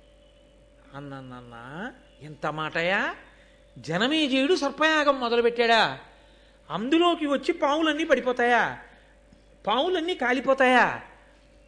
అగ్నిహోత్రుడికి ఒక లక్షణం ఉంది, ఆయన హవ్యవాహనుడు కదండి. ఆయనలో ఏదైనా వేస్తే, వైదికంగా మంత్రం చెప్పి బ్రాహ్మణులు వేస్తే దేని కొరకు పుచ్చుకుంటాడంటే దేవతలకి పట్టుకెళ్ళి ఇవ్వడానికి పుచ్చుకుంటాడు. ఆయన హవ్యవాహనుడు అని పేరు ఆయనకి. హవ్యం కానీ కవ్యం కానీ, పితృదేవతలకి ఇస్తే కవ్యం అంటారు, దేవతలకి ఇస్తే హవ్యం అంటారు. ఈ రెండిటినీ అగ్నిహోత్రంలో వేసి వాళ్ళకి అందచేయవయా అంటే వాళ్ళకి పట్టుకెళ్ళి ఆయన అందించేస్తాడు. అగ్నిహోత్రుడి ముఖంగా వెడితే ఎంగిలి కాదు, పవిత్రం అవుతుంది. మరి ఇప్పుడు అగ్నిహోత్రుడు తాను తినకుండా అది పట్టుకుని వెళ్ళి కదా దేవతలకు ఇస్తాడు. మరి ఇప్పుడు సర్పయాగంలో పడినటువంటి పాముల్ని ఎవరికి పట్టుకెళ్ళి ఇవ్వడానికి? ఎవరికీ పట్టుకెళ్ళి ఇవ్వడానికి కాదు. ఏం చేయడానికి? అగ్ని కాల్చాలి వాటిని. ఇప్పుడు ఆ పాములన్నీ పడిపోతుంటే విషంతో అసలు పాముకి అగ్ని అంటే భయం. అది మంత్రము యొక్క కట్టు చేత గిలగిల తన్నుకుంటూ వచ్చి పడిపోతుంది అగ్నిగుండంలో. పడిపోతే అగ్ని కీలలతో అది కాల్చాలి. మరి అగ్నిహోత్రుడు తిరస్కరించడా? నేను ఇదేమిటయా ఇలాంటి పనులు నాకప్ప చెప్పారు మీరు, మంత్రంతో హవ్యం ఇవ్వండి పట్టుకెడతాను దేవతలకి, కవ్యం ఇవ్వండి పట్టుకెడతాను పితృదేవతలకి. ఇదెక్కడి ప్రారంభం? మీరు మంత్రం చెప్పి పాముల్ని తీసుకొచ్చి నాలో బారేస్తే నేను కాల్సిన అదే పనిగా ఇక్కడ కూర్చుని ఒకటా రెండా ఎన్ని పాములు, ఎన్ని రంగుల పాములు, ఎన్ని తెల్ల పాములు ఎదర చూతురు. కానీ ఒక్క కద్రో కొడుకుల పేర్లే అంత విచిత్రంగా ఉంటాయి. ఇన్ని పాములు వచ్చి పడిపోతుంటే ఆయన కర్మ వీటన్నిటినీ కాల్చడం, ఎంత వాసన అదంతా. ఆయన కాల్చడం ఏమిటయా? ఎంత గొప్ప ప్రశ్న వేశారో చూడండి. ఆయన ఎలా కాల్చాడు, జనమేజయుడు ఎలా చేశాడు ఈ సర్పయాగాన్ని? పోని ఈ జనమేజయుడు చేసినటువంటి సర్పయాగంలో సర్పములన్నీ పడిపోయి ఉంటే పాములు ఉండకూడదుగా? అసలు ఇక పామన్నది మిగలకపోతే పాముల జాతి ఉండకూడదుగా, అంతరించిపోవాలి. మరి పాముల జాతి అంతరించిపోకుండా పాములు ఉన్నాయంటే అన్ని పాములు పడలేదుగా, కొన్ని పాములు ఉండిపోయాయి. కొన్ని పాములు ఉండిపోయాయంటే ఆ యాగం పూర్తి అవ్వలేదుగా, మధ్యలో ఆగిపోయిందనమాట. ఎక్కడ మధ్యలో ఆగిపోతేనే కదా కొన్ని పాములు మిగిలే, కొన్ని పాములు మిగిలితేనే కదా ఇప్పుడు పాములు ఉన్నాయి. మరి అలా ఎందుకు ఆగిపోయింది యాగం మధ్యలో? మామూలుగా ఓ యాగం మొదలెట్టి యజ్ఞపురుషుడు వచ్చేసి పాయస పాత్ర ఇచ్చేస్తే పూర్తి చేసేయచ్చు. కోపం ఉన్నవాడు మొదలెడితే కోపం తీరే వరకు జరుగుతుంది కదండి. కోపం ఉన్నవాడు మొదలుపెట్టిన యాగాన్ని మధ్యలో ఆపడానికి కోపం ఎందుకు తీరిపోయింది? కోపం తీరిపోవడానికి పరీక్షిత్ బతికాడా? మళ్ళీ బతకడగా. మరి అటువంటిప్పుడు ఎందుకు ఆపాడు? ఎందుకు ఆగింది యాగం? అయ్యి బాబోయ్ మాకు చాలా ఆతృతగా ఉంది సుమా ఈ విషయాలన్నీ వినేయాలని, తొందరగా చెప్పవయ్యా, మాకు బాగా అర్థమయ్యేటట్టుగా మహానుభావ సౌతి ఏదా విషయాలు చెప్పు, మేము వింటాం. కాబట్టి ఇప్పుడు ప్రశ్న ఎక్కడ మొదలైందో జవాబు అక్కడే మొదలవ్వాలి. అది శిష్యుని యొక్క ఆర్తి. వైదికంగా వచ్చారు వాళ్ళు. కాబట్టి ఇప్పుడు సూతపుత్రుడైనటువంటి సౌతి కూడా, ఉగ్రశ్రవసుడు కూడా అంత అందంగానూ ఆ విషయాల్ని వివరణ చెయ్యాలి. కాబట్టి ఆయన భృగు వంశం దగ్గర మొదలుపెట్టాడు. మీరు ఈ విషయాల్ని ఎక్కడా కూడా ఈ ఒకదాంతో ఒకదానికి ఉండేటటువంటి సంబంధాన్ని మాత్రం మర్చిపోకూడదు. ఎందుకో తెలుసా అండి, మళ్ళీ నేను ఒక 5-6 రోజులు పోయాక సర్పయాగానికి వస్తాను. ఇక్కడ విడిచిపెట్టిన సర్పయాగాన్ని ఒక 5-6 రోజుల ఉపన్యాసాలు అయిపోయిన తర్వాత, అందులో రాబో కాలంలో బహుశా రేపటికి వస్తుందేమో అత్యద్భుతమైన ఘట్టం, మహాశివరాత్రి నాటికి వస్తోంది. ఈశ్వరుని యొక్క అనుగ్రహం, గరుత్మంతుని యొక్క పుట్టుక, అమృతాన్ని తీసుకురావడం, ఆ ఘట్టం, కద్రు వినతల యొక్క ఘట్టం రేపు ప్రారంభం అవుతుంది. అసలు మహాభారతానికి అంతటికీ పునాది అది. కాబట్టి ఆ ఘట్టాలన్నీ పూర్తయిపోయిన తర్వాత మళ్ళీ నేను సర్పయాగం దగ్గరికి వస్తాను. అప్పుడు మీరు ఇది ఎప్పుడు చెప్పావు నన్ను అడగకూడదు, ఇక బాగా జ్ఞాపకం పెట్టుకుని ఉండండి ధారణలో. కాబట్టి ఇలా ఎలా జరిగింది మాకు చెప్పమని మునులు అడిగారు. అడిగితే భృగువంశం దగ్గర ప్రారంభం చేశాడు ఆయన.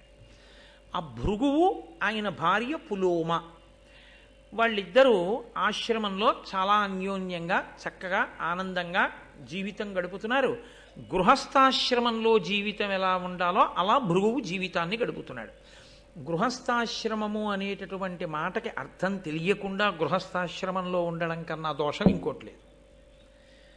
బ్రహ్మచర్యాశ్రమమునందు అంటే బ్రహ్మచారిగా ఉంటే నేనే బ్రహ్మచర్యంలో ఉంటాను. నేను గృహస్థాశ్రమంలోకి వస్తే అర్థం ఏమిటో తెలుసా అండి, మా ఆవిడ ఇంట్లో ఉంటానని గుర్తు. మనమేమంటామంటే నా ఇంట్లో మా ఆవిడ ఉందంటాం, తప్పు. గృహస్థాశ్రమము అన్న మాటకు అర్థం ఏమిటంటే నా భార్య ఇంట్లో నేను ఉంటున్నాను అని. అది ఎలా సంభవం అని మీరు అడుగుతారేమో. గృహము కదండి, గృహము అంటే ఇల్లు. అప్పటి వరకు తనకి ఇల్లు అనేం లేదు. అప్పటి వరకు గురువుగారి ఆశ్రమంలో కూర్చున్నాడు. ఉదయం సాయంకాలము 2 వేళల యందు అగ్నిహోత్రంలోకి తీసుకెళ్లి సమిధలు వేస్తాడు. సంధ్యావందనం చేసుకుంటాడు, గురువుగారు చెప్తే వెడతాడు, భిక్షాన్నం తీసుకొస్తాడు, లేకపోతే ఆ సమిధలు పట్టుకొస్తాడు, దర్భలు పట్టుకొస్తాడు, గురువుగారు చెప్పిన పాఠం వింటాడు, వేదాన్ని వల్లి వేసుకుంటాడు. గృహస్థాశ్రమ ప్రవేశమునందు ఏమవుతుందంటే చాలా నియమాలు వదిలిపెట్టేస్తాడు. ఇది నిన్న మీకు మనవి చేశాను కదా, కంటికి కాటుకు పెట్టుకోవడం మొదలు పెడతాడు, అదేంటి పూలదండలు వేసుకోవడం మొదలు పెడతాడు, తాంబూలం వేసుకోవడం మొదలు పెడతాడు. ఇవన్నీ మొదలు పెడితే గృహస్థాశ్రమం. గృహము అంటే ఇల్లు, గృహస్థు అంటే ఇంటి యందు ఉన్నవాడు. ఎవరి ఇంటి యందు? గృహిణి ఆవిడిది పేరు. ఈయన గృహస్థు అంటే గృహమునందు ఉన్నవాడు. గృహిణి గృహము తనదిగా కలది. ఇల్లు ఎవరిది? ఆవిడిది. నేను ఆఫీస్కి వెళ్ళి ఉద్యోగం చేసి జీతం ఇవ్వగానే నేను ఇలా తీసుకోగానే వేదాంతమునందు అది ఎవరితో తెలుసా అండి? మా ఆవిడిది. మా ఆవిడదంటే నా విషయమే అనుకోకండి, మీ అందరి విషయంలో. వేదం మనందరికీ ప్రమాణమే. అలాగే వ్యాపారం చేసి డబ్బట్టుకొచ్చాడు, ఆయనది కాదు, ఆవిడిది. ఆవిడికి తెలియదండి, ఆవిడికి తెలియకుండా నేను బ్యాంకులో వేసి వచ్చానండి. ఆవిడికి తెలియకపోవచ్చు, వేదాంతంలో ఆవిడిది ఆ డబ్బు. ఆయనెవరు? ఆవిడిదైన ఐశ్వర్యం దగ్గరికి వెళ్ళి ఈయన కూర్చున్నాడు ఆ ఇంట్లో. ఆవిడ కూర్చొని ఇచ్చింది. రామయ్య కూర్చో, ఒప్పుకుంటున్నానంది. అందుకే ఆడపిల్ల ఎప్పటికీ తండ్రిదే. చతుర్థీ విభక్తి వేసి కన్యాదానం చేయరు. ఆడపిల్ల గురించి మాట్లాడే అధికారం తండ్రికి ఎప్పుడు ఉంటుంది. అందుకే ఉభయ వంశాల్ని తరింపచేస్తుంది. ఆడపిల్ల ఇంట్లో ఆయన ఉన్నాడు, అల్లుడు గారు ఉన్నాడు తప్ప అల్లుడు గారింట్లో అమ్మాయి ఉంది అని వేదాంతంలో చెప్తే తప్పది. నా కూతురు విషయమైనా అంతే, మీ కూతురు విషయమైనా అంతే. మీ అమ్మాయి ఇంట్లో అల్లుడు ఉన్నాడు, మా అల్లుడింట్లో మా అమ్మాయి లేదు. ఐశ్వర్యం అంతా నా కూతురిది. నా కూతురి ఐశ్వర్యాన్ని నా అల్లుడు అనుభవిస్తున్నాడు అంతే. నా విషయమైనా అంతే. నా భార్య ఐశ్వర్యాన్ని నేను అనుభవిస్తున్నాను. నా భార్యకి ఐశ్వర్యం లేకపోతే నేను ఇక్కడ కూర్చుని మాట్లాడే అదృష్టం నాకు పట్టదు. దాని ఐశ్వర్యం ఉంటేనే, దానికి కూడా ఐశ్వర్యం ఉంటేనే నాకు ఈ సభాపూజ్యత, లేకపోతే ఇది ఉండదు. అందుకే ఇల్లు ఇల్లాలు అంటారు. ఇల్లు తనది, ఆమెది. అందుకని ఇల్లాలన్న మాట ఆవిడిదే. గృహస్థాశ్రమము అన్న మాటలో అర్థం ఏమిటంటే ఆవిడదైన ఇంట్లోకి ఈయన పెడతాడు తప్ప ఈయన ఇంట్లోకి ఆవిడొస్తోంది అనకూడదు వేదాంతంలో. నేను మీకు ఏమైనా అనుమానం ఉంటే నేను చెప్పిన విషయంలో మీరు వేదభాష్యం చదువుకోండి, లేకపోతే వేదం తెలుసున్న పెద్దలు వెళ్ళి అడగండి, ఒకటోసారి ఇలా చెప్పారు నిజమేనండి అని. అది గృహస్థాశ్రమం అంటే. కాబట్టి ఇప్పుడు గృహస్థాశ్రమంలో అలా వెళ్ళిన తరువాత ఇద్దరికీ కూడా పవిత్రమైనది ఒకటి ఉంటుంది. అదే ఆడదాని జన్మ హక్కు. ఆడది తరించేది దేనికి తరిస్తుందంటే ఈ ఒక్క కారణం చేతనే బాగా తరిస్తుంది. ప్రధాన హోమము అని ఒకటి చేస్తారు వివాహంలో. రాత్రి ఏదో 1:37 వివాహం అనుకోండి, పాణిగ్రహణమో లేకపోతే ఒకళ్ళనొకళ్ళు చూసుకోవడమో ఏదో ముహూర్తం. కొన్ని చోట్ల పాణిగ్రహణం, కొన్ని చోట్ల మాంగళ్య ధారణం, కొన్ని చోట్ల ఒకరినొకరు చూసుకోవడం. జీలకర్ర బెల్లం పెట్టడం కాదు, చూసుకున్న తర్వాత జీలకర్ర బెల్లం పెడతారు. ముహూర్తానికి జీలకర్ర బెల్లం పెట్టడం కాదు, తెరదించి చూడడం ప్రధానం. ఒకరి కన్నులొకరు చూసుకుని ఈ ముహూర్తమునకు నిన్ను నేను చూశాను, నన్ను నువ్వు చూస్తున్నావు, మన ఐశ్వర్యము నిలబడుగాక అని అడుగుతాడు అతను. కాబట్టి అయం ముహూర్త సుముహూర్తోస్తు అంటే అవును ఇది సుముహూర్తమే అని మనం వెళ్ళి అక్షతలు వేస్తాం. కాబట్టి ఇప్పుడు ఆయన ఏం చేస్తాడంటే వివాహం అవగానే, అంటే సుముహూర్తం పూర్తవగానే, అది రాత్రి 1 అవ్వచ్చు 2 అవ్వచ్చు, వెంటనే తన పత్నిని తీసుకుని వేదిక మించి కిందకి దిగి తండ్రి గారి అగ్నిహోత్రం ఉంటుంది, ఆయన చేసి ఉండాలంతే శాస్త్రంలో. మా నాన్నగారికి లేదంటే అంటే తప్పంతే. అది తండ్రికి అగ్నిహోత్రం ఉంటుంది. తండ్రి అగ్నిహోత్రాన్ని తీసుకొచ్చి వరుడు యొక్క ఆ హోమ గుండాన్ని వెలిగిస్తాడు, అగ్నిని వెలిగిస్తాడు. ఈ అగ్ని సంరక్షణ చేసేటటువంటి కర్తవ్యం ఇల్లాలిది. కాస్త ఊక వేస్తుంది. అందుకే ఇల్లాలిది నిర్వహణ అనడానికి కారణం యజమాని అగ్నిహోత్రాన్ని కూడా ఆవిడే రక్షిస్తుంది, ఆవిడిది రక్షణ. ఇదే ఔపాసన అంటారు. యథార్థమునకు ఔపాసన అన్న మాటకి అర్థం ఇది. ఇది జన్మహక్కు ఆడదానికి. ఈ అగ్నిహోత్రంలో ఊక వేసి రక్షిస్తూ అప్పుడప్పుడు అటొస్తూ ఇటొస్తూ అక్షతలు అందులో వేస్తూ ఉంటుంది. దీనికి పరమప్రసన్నుడవుతాడు అగ్నిహోత్రుడు. అగ్నిహోత్రాన్ని ఇలా ఆరాధించేటటువంటి అలవాటు ఉంది కాబట్టి ఆర్య శబ్దంతో పిలిచారు ఈ జాతిని. ఆర్య శబ్దం అందుకు వచ్చింది. ఈ అగ్నిహోత్రంలోంచి సరే ఆ అగ్నిహోత్రం ఎన్నిగా ఉంటుంది, ఎన్ని గుండాలుగా ఉంటుంది, అందులోంచి మళ్ళీ శ్రౌతాగ్నులు ఎలా తీస్తారు, త్రేటాగ్నులు ఎలా ఉంటాయి, దానికి గుండాలు ఎలా ఉంటాయి, రేపొద్దున్న యాగశాల కడితే యాగశాలలో గుండాలు ఎలా పెడతారు, అందులోకి అగ్ని ఎలా తీసుకొస్తారు, అదంతా మళ్ళీ ఆ హోత, ఆ ధ్వరు, ఇవన్నీ పెద్ద పెద్ద విషయాలు. వాటిని ఎప్పుడైనా ముచ్చటించుకునే అవకాశం ఉన్నప్పుడు వాటి గురించి మాట్లాడతాను. ఈ అగ్నిహోత్రం ఎప్పటి వరకు ఉండాలంటే యజమాని బ్రతికున్నంత కాలము ఉండాలి. ఇంటి యజమాని ఎంతకాలం ఉంటాడో అంతకాలము అగ్నిహోత్రం ఉండాలి. ఇంటి యజమాని ఊపిరి ఆగిపోయిన తర్వాత ఈ అగ్నిహోత్రాన్నే తీసుకెళ్ళి కట్టెల్లో పెట్టి ఆయన శరీరాన్ని కాలుస్తారు. ఆ అగ్నిహోత్రం ఆయన శరీరంతో పూర్తవుతుంది. లేదా ఆయన సన్యసిస్తే ఇంకా అగ్నిహోత్రం అక్కడతో ఆగిపోతుంది. ఎందుకంటే సన్యాసికి అగ్నితో సంబంధం లేదు కాబట్టి అప్పుడు అగ్నిని ముట్టుకోరు. కాబట్టి ఇప్పుడు ఇంటికి ఇల్లాలు అన్న మాట యొక్క ప్రధానమైన గొప్పతనం ఏమిటంటే ఐశ్వర్యము తనదిగా ఎలా ఉంచుకుంటుందో తెలుసా అండి? అగ్ని అనుగ్రహము చేత ఐశ్వర్యము కలుగుతుంది. ఆరోగ్యం భాస్కరాది చేత్, సూర్యభగవానుడి యొక్క అనుగ్రహం కలిగితే ఆరోగ్యం నిలబడుతుంది. అలాగే ఐశ్వర్యం దేనివల్ల నిలబడుతుంది అంటే మీరు అగ్నిహోత్రాన్ని ఎంత పవిత్రంగా చూస్తారో ఆ పవిత్రతని బట్టి మీ ఇంట్లో ఐశ్వర్యం నిలబడుతుంది. ఐశ్వర్యము అన్న మాటకు అర్థం ఏమిటో తెలుసా అండి? బ్యాంకు నిండా డబ్బు ఉండడం కాదు, మీ ఇంటికి వచ్చినవన్నీ మీరు కావాలనుకుంటే అనుభవించగలగడం. వైదికమైతే ఇంటికి బోలెడన్ని పళ్ళు వస్తాయి, ఒక్కటి తను తినకూడదు, తన భార్య తినకూడదు, ఇద్దరికీ షుగరు అంటే ఆ విషయంలో వాళ్ళిద్దరికీ ఐశ్వర్యం లేదు. ఒక ఐశ్వర్యం ఉంది, సంతోషంగా 10 మందికి ఇచ్చుకోవచ్చు. ఏడుస్తూ ఇస్తే వాళ్ళేదో దరిద్రం, సంతోషంగా ఇచ్చుకోవచ్చు తప్ప తను తినడానికి మాత్రం లేదు. ఓ 2 అరటిపళ్ళు అక్కడ మంచి సువాసన వస్తూ మిగలముగ్గి ఉన్నా ఒక్క ముక్క కూడా తను తినడానికి వీల్లేదు. కాబట్టి తను అలా ఊరుకుని సంతోషంగా ఓ పట్టుకెళ్ళి ఎవరికో ఇచ్చి వాళ్ళు తింటే నేను తిన్నట్టే, తినవయా సంతోషంగా తీయగా ఉన్నాయి పళ్ళు అని ఇచ్చి వచ్చేయాలంతే. ఐశ్వర్యము అంటే కలిగి ఉండుట, కలిగిన దానిని అనుభవించుట. ద్రాపేయం ధస్సస్పతే దరిద్రం నీలలోహిత అంటుంది రుద్రం. రేపు అభిషేకం చేస్తారు కదా. కలిగి ఉండాలి, కలిగి ఉన్నదాన్ని అనుభవించగలగాలి. అనుభవించిన ఐశ్వర్యం ఎందుకంటే దరిద్రమే. అన్నీ ఉన్నాయి, ఏది తినకూడదు, ఒంట్లో గొట్టం పెట్టి ఎక్కించారు. ఏమిటి ఆయన ఐశ్వర్యం? ఏమైనా ఉందా? ఈయన్ని చూడడానికి వచ్చిన వాళ్ళందరూ తింటున్నారు ఇంట్లో చక్కగా అన్నీ చేయించుకొని. ఎవరిది ఐశ్వర్యం? వాడు ఐశ్వర్యవంతుడు, వీడు దరిద్రుడు. పాపం వీడు గొట్టం పెట్టు కూర్చున్నాడు అంతే. వీడు పూట ఇంత తినాలంటే బొడ్డు దగ్గర తొడ మీదో ఎక్కడో సూది పెట్టి పొడుచుకుని వాడంతటా వాడే ఏదో ఎక్కించుకుని ఇంత అన్నం తింటుంటాడు. ఆ విషయంలో ఆయన చాలా బాధ పొందుతున్నాడా లేదా? కాబట్టి ఐశ్వర్యము దేని వల్ల వస్తుంది అని అడిగారు. అందుకని మన వాళ్ళు వసుహు స్థితి, దేవతలు ఎక్కడ అనుగ్రహిస్తారో అక్కడే పెట్టించారు. ఆగ్నేయంలో అగ్నిహోత్రం పెట్టి తూర్పు దిక్కు తిరిగి ఉండమన్నారు. యజమాని కడుపు నిండా తింటాడమ్మా, లేకపోతే తినడమ్మా అనడానికి కారణం అది. విశాల దృక్పథంతో మాట్లాడారు తప్ప ఏదో మౌఢ్యంతో మాట్లాడడం వాళ్ళ లక్షణం కాదు. 10 మంది బాగుండాలని మాట్లాడారు. ఎడం పక్కనే ఎందుకు నడవాలండి? చెప్పేవాడు ఎవడండి? నేను కుడి పక్కన నడుస్తానంటే నడు, కళ్ళు తెరిచి ఇంటెన్సివ్ కేర్ యూనిట్లో ఉంటావు అంతే. శాస్త్రం కూడా అంతే. శాసనాత్ శంసనాత్, ఇది శాస్త్రం. శాస్త్రం చెప్పింది నువ్వు నమ్మగలిగితే అభ్యున్నతిని పొందుతావు.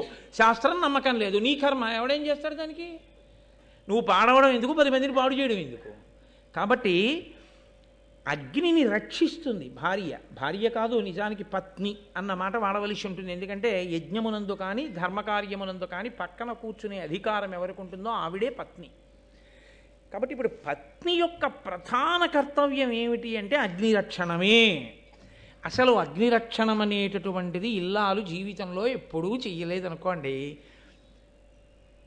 నేను యథార్థంగా నాతో కలిపి చెప్పేస్తున్నాను ఉన్నమాట, భార్యని చాలా పెద్ద స్థాయిలో మోసగించినట్లు. ఎందుకో తెలుసా అండి? ఆవిడికి ఇవ్వవలసిన అభ్యున్నతి ఇవ్వలేదు. ఆయనకి అగ్ని లేదు, ఇంట్లో అగ్నిశాల లేదు, అగ్నిహోత్రం లేదు. లేదు కాబట్టి పాపం ఆ పిచ్చి తల్లికి అక్షతలు వేయడానికి లేదు, ఊక వేయడానికి లేదు. ఆవిడ అగ్నిని ఆరాధించినది లేదు. ఇల్లాలైంది తప్ప ఆవిడ్ని అగ్నికార్యంలో తోడ్పాటు లేదు. ఈ విషయంలో ఎవరికీ మినహాయింపు లేదు అని మీరు గుర్తించవలసి ఉంటుంది. ఎవరో కొంతమందికి కాదు ఈ నియమం. కాబట్టి నేను అందుకే మీతో మనవి చేసింది, నన్నయ్య గారు ఆంధ్రీకరించారు, వ్యాసుల వారు రాశారంటే ఇంతంత చిన్న విషయాలు అక్కర్లేక రాయరు వాళ్ళు ఏమీని. అందులో పెద్ద ధర్మసూక్ష్మం ఉంది సుమా. నీ ఇంటి ఐశ్వర్యాన్ని నువ్వు ఎలా కాపాడుకోవాలో చెప్తున్నారు. ఇల్లాలి ఐశ్వర్యం ఏమిటో తెలుసా అండి? భర్తతో సహా. ఆయన ఎవరంటే ఆవిడ 5వ తనం కదండి. ఆవిడ 5వ తనం గట్టిదండి అంటారు ఈయన బతికితే. ఈయన ఎక్కడో పడి బతికాడు అనుకోండి, ఆవిడ 5వ తనం గట్టిదండి అంటారు. ఈయన ఎవరు? ఆవిడకి చెందినవాడు. ఆవిడ 5వ తనం ఈయన. కాబట్టి ఈయన ఆవిడ సొత్తు, ఈయనే ఆవిడ సొత్తు అయినప్పుడు పుట్టిన బిడ్డలు ఆవిడ కడుపు పంట. అన్నీ ఆవిడ వైపు నుంచే ఉన్నవన్నీ. అసలు ఆవిడకున్న గౌరవం ఆయనకి లేదు శాస్త్రంలో. యథార్థానికి చాలా కష్టపడి తరించాలి పురుషుడు. స్త్రీ అందుకే ఔపాసన అంటారు దీన్ని. ఇది తెలిస్తే చాలా తొందరగా మెట్లెక్కి ఈశ్వరుణ్ణి చేడతారు. కాబట్టి ఇప్పుడు తన బిడ్డల్ని రక్షించుకోవాలి, తన భర్తని రక్షించుకోవాలి. తనదైనది ఐశ్వర్యము అంటే భర్త బిడ్డలు కూడా. ఇప్పుడు వీరిని ఎందుకు రక్షించుకోవాలి? కనురాపు నుంచి రక్షించుకోవాలి. ఏమిటి కనురాపు? అబ్బా, ఎంత వేదం చదువుకున్నాడండి, ఎంత ఘనాపాటి అండి, ఏమి ధారణాశక్తి అండి, ఏమి నియమం పాటిస్తాడండి. 5 గంటలు కూర్చుని ఘన చెప్పినా కంఠం జీరవదు. ఏమి కంఠం అండి అది? అలా మాట్లాడగా ఆయనకి కనురాపు తగులుతుందేమో. అందుకని అగ్నిహోత్రంలో ఊక వేస్తుంది, అందుకని అక్షతలు వేస్తుంటుంది. ఆ అగ్ని బిడ్డల్ని భర్తని కాపాడుతుంటాడు. కాదు, ఉగ్రభూతములు తిరుగుతుంటాయి, అవి ప్రవేశించి బిడ్డల్ని చెనకుతాయి. చెనకకుండా ఏ ఇంట అగ్నిహోత్రమునందు వేస్తారో, ఊక అక్షతలు వేస్తూ ఉంటారో అక్కడికి రావు. అందుకని అగ్నిశాల అని ఒకటి ఉంటుంది ఇంట్లో. అందులో మళ్ళీ ఏ దిక్కుకు ఏ గుండం ఉండాలన్నది వేరు నియమం అనుకోండి. అక్కడ ఈ అగ్నిగుండాన్ని పెట్టి ఉంచుతాడు యజమాని. దాన్ని పరాకు చెప్తాడు భార్యకి. చాలాసేపు బయటికి వెళ్ళిపోతున్నాడు అనుకోండి, ఏమో ఇల్లు తాళం వేసుకో అని ఇప్పుడు చెప్తున్నాం. అప్పుడు ఏం చెప్పేవారంటే అగ్నిని జాగ్రత్తగా చూసుకో, నేను వెళ్ళొస్తాను. ఎందుకంటే మళ్ళీ ఆ అగ్ని వెలిగించాలంటే దానికి ఒక పెద్ద పద్ధతి, అది నిధనం అయిపోతాయి. అందుకని నేను బయటికి వెడుతున్నాను, నువ్వు పరాకుగా అగ్నిహోత్రాన్ని చూడు, అగ్నిశాలలో అగ్నిని జాగ్రత్తగా చూడు, నేను వచ్చి సంధ్యావందనం చేసుకున్న తర్వాత అగ్నికార్యం చేసుకుంటాను. నిత్యాగ్నిహోత్రీకులని ఇప్పటికీ అగ్నిహోత్రాన్ని అలాగే ఆరాధన చేసే కుటుంబాలు ఉన్నాయి.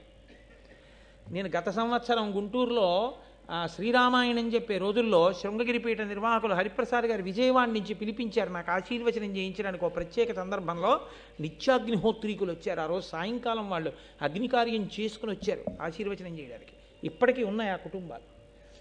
ఎప్పుడైనా కనీసంలో కనీసం చూసి దర్శనం చేసి పొంగిపోదాం అనుకుంటే 5 బస్సులు వేసుకెళ్ళిపోతే అసహ్యంగా ఉంటుంది, కానీ 5 వెళ్ళి చూడడానికి బాగుంటుంది. కాబట్టి అదిగో అటువంటి సంప్రదాయాన్ని పోషిస్తున్న మహాపురుషులు ఉన్నారు ఇప్పటికీ. కనీసంలో కనీసం అందుకే వంట పొయ్యి దగ్గర మర్యాద పాటిస్తారు. అదొక్కటైనా కనీసం పచనం చేసే అగ్నిహోత్రం కదా, దాని మీదైనా గౌరవం ఉంచాలి కదా అని చెప్పి. సరే, అందుచేత ఇప్పుడు భృగువు స్నానం చేయడానికి వెళ్తున్నాడు. అంటే ఎంత ఆచారకాండ మాట్లాడిందో చూడండి భారతం. ఆయన వెడుతూ భార్యకి పరాకు దేని గురించి చెప్పాడంటే, అగ్నిశాలలో అగ్నిహోత్రుడున్నాడు జాగ్రత్త. అగ్ని సర్వదేవతా స్వరూపుడు, అదొకటి మీరు గుర్తుపెట్టుకోవాలి. అగ్నిహోత్రుడు శివుడు, శివుడికి 3వ కన్ను అగ్నిహోత్రం. అందుకని అగ్నియే శివుడు, అగ్నియే విష్ణువు, అగ్నియే గరుత్మంతుడు, అగ్నియే పరదేవత. అందుకే ఇప్పటికీ కేరళ రాష్ట్రంలో అమ్మవారిని పూజ చెయ్యాలి అంటే యంత్రాలు మూర్తులు అవి పెట్టరు. మీరు ఎప్పుడైనా కేరళ రాష్ట్రం వెళ్ళినప్పుడు అక్కడ ఉండేటటువంటి సంప్రదాయం మీరు వాళ్ళని అడగండి, వాళ్ళు చెప్తారు. వాళ్ళు దీపం వెలిగిస్తారు. మనం ఇళ్లల్లో పెట్టుకుంటామే దీపం, అలాంటి దీపం వెలిగించి ఆ దీపం ప్రజ్వరిల్లుతుంటే ఆ దీప శిఖకి అమ్మవారు అని పూజ చేస్తారు వాళ్ళు. దీపాన్నే పరదేవతగా పూజ చేస్తారు వాళ్ళు. అసలు దీపం లేకుండా మనం పూజ చెయ్యం. నతత్ర సూర్యోభాతి చంద్రతారకం నేమా విద్యుతో భాతి కుతోయమగ్ని తమేవ భాంతమనుభాతి సర్వం తస్య భాషా సర్వమిదం విభాతి. పరబ్రహ్మాన్ని దీపంగా చెప్తాం. ఏ నామాలు వినండి మీరు, సహస్రనామాల్లో పరంజ్యోతి అన్న నామం లేకుండా ఉండదు. జ్యోతి అగ్ని సంబంధం, సుబ్రహ్మణ్యుడు అగ్ని సంబంధం.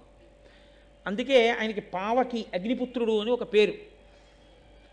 అసలు అరుణాచలంలో ఉన్నటువంటి శివలింగం అగ్నిలింగం. అక్కడ ఉన్నటువంటి శిలలు వేడిగా ఉంటాయంటారు, అగ్నిశిలలు, అగ్ని కొండ. అగ్నిని ఆరాధించడం ఈ జాతి లక్షణం. కాబట్టి ఆర్య శబ్దం వచ్చింది. ఇంత గొప్ప అగ్నిని ఆరాధన చేసి ఐశ్వర్యాన్ని పొందేవారు, ఆ అగ్నిని ఆరాధించి రక్షణ పొందేవారు. అందుకే ఇప్పటికీ మన వాళ్ళు అలా నోటితో ఊదకురా అంటారు. అగ్నిని నిధనం చేయడం కూడా ఎంగిలి ఊపిరితో, ఎంగిలి గాలితో నిధనం చేయరు. అందుకే దీపం ఆరిపోయిందన్నారు, దీపం కొండెక్కిపోయింది అంటారు. కొండెక్కిపోయింది అంటే ఈశ్వరునిలో లయం. కొండల మీద అంతా ఈశ్వరుడు ఉంటాడు కాబట్టి ఈశ్వరునిలో కలిసిపోయింది. ఆ ఇంటి దీపం ఆరిపోయింది అన్నారనుకోండి, అది చాలా అమంగళకరమని గుర్తు. ఆ ఇంట పొయ్యి వెలగట్లేదు అన్నారనుకోండి, వాళ్ళకి అన్నం లేదని గుర్తు. అగ్ని సంబంధంగా ఐశ్వర్యాన్ని, అగ్ని సంబంధంగా దరిద్రాన్ని, అగ్ని సంబంధంగా మంగళాన్ని, అగ్ని సంబంధంగా అమంగళాన్ని మనకి ప్రకటన చేస్తారు. ఆ ఒళ్ళు చల్లబడిపోయింది అంటే ఆయన ఇక లేడు, ఆ ఒంట్లో ఉండవలసిన వేడుంది. చాలా పొగరుబోతుగా ఉన్నాడు, ఒంట్లో వేడండి అంటారు. సరే, ఇప్పుడు అవన్నీ మళ్ళీ చెప్తూ కూర్చుంటే ఇంకా ఎప్పటికయ్యాను భారతం ఇప్పుడు మళ్ళీ వచ్చేది. అందుకని అగ్ని అంతగా మనం ఆరాధన చేస్తాం, మనకి తెలియదు చేస్తున్నామని కూడా. ఆ ఇంట దీపం లేదా అంటారు, దీపం పెట్టేవాడికి అద్దెకి ఇవ్వకూడదా అంటారు, అద్దె లేకపోయినా దీపం పెడతాడు ఇవ్వండి అంటారు. కాబట్టి మనకి అంత పూజ్య భావన అగ్నిహోత్రం మీద. అటువంటి అగ్నిహోత్రాన్ని కాపాడాలి కాబట్టి భృగువు స్నానానికి ఎడుతున్నాడు సాయంకాలం. అదో నియమం. ఉదయం వేళ పొరపాటున సూర్యోదయం అయ్యే వరకు పడుకున్న, ఎప్పుడైనా, ప్రతిరోజు అని కాదు నా ఉద్దేశ్యం, ఎప్పుడైనా సూర్యోదయం అయ్యే వరకు నిద్రపోతే తప్పు పట్టదు శాస్త్రం.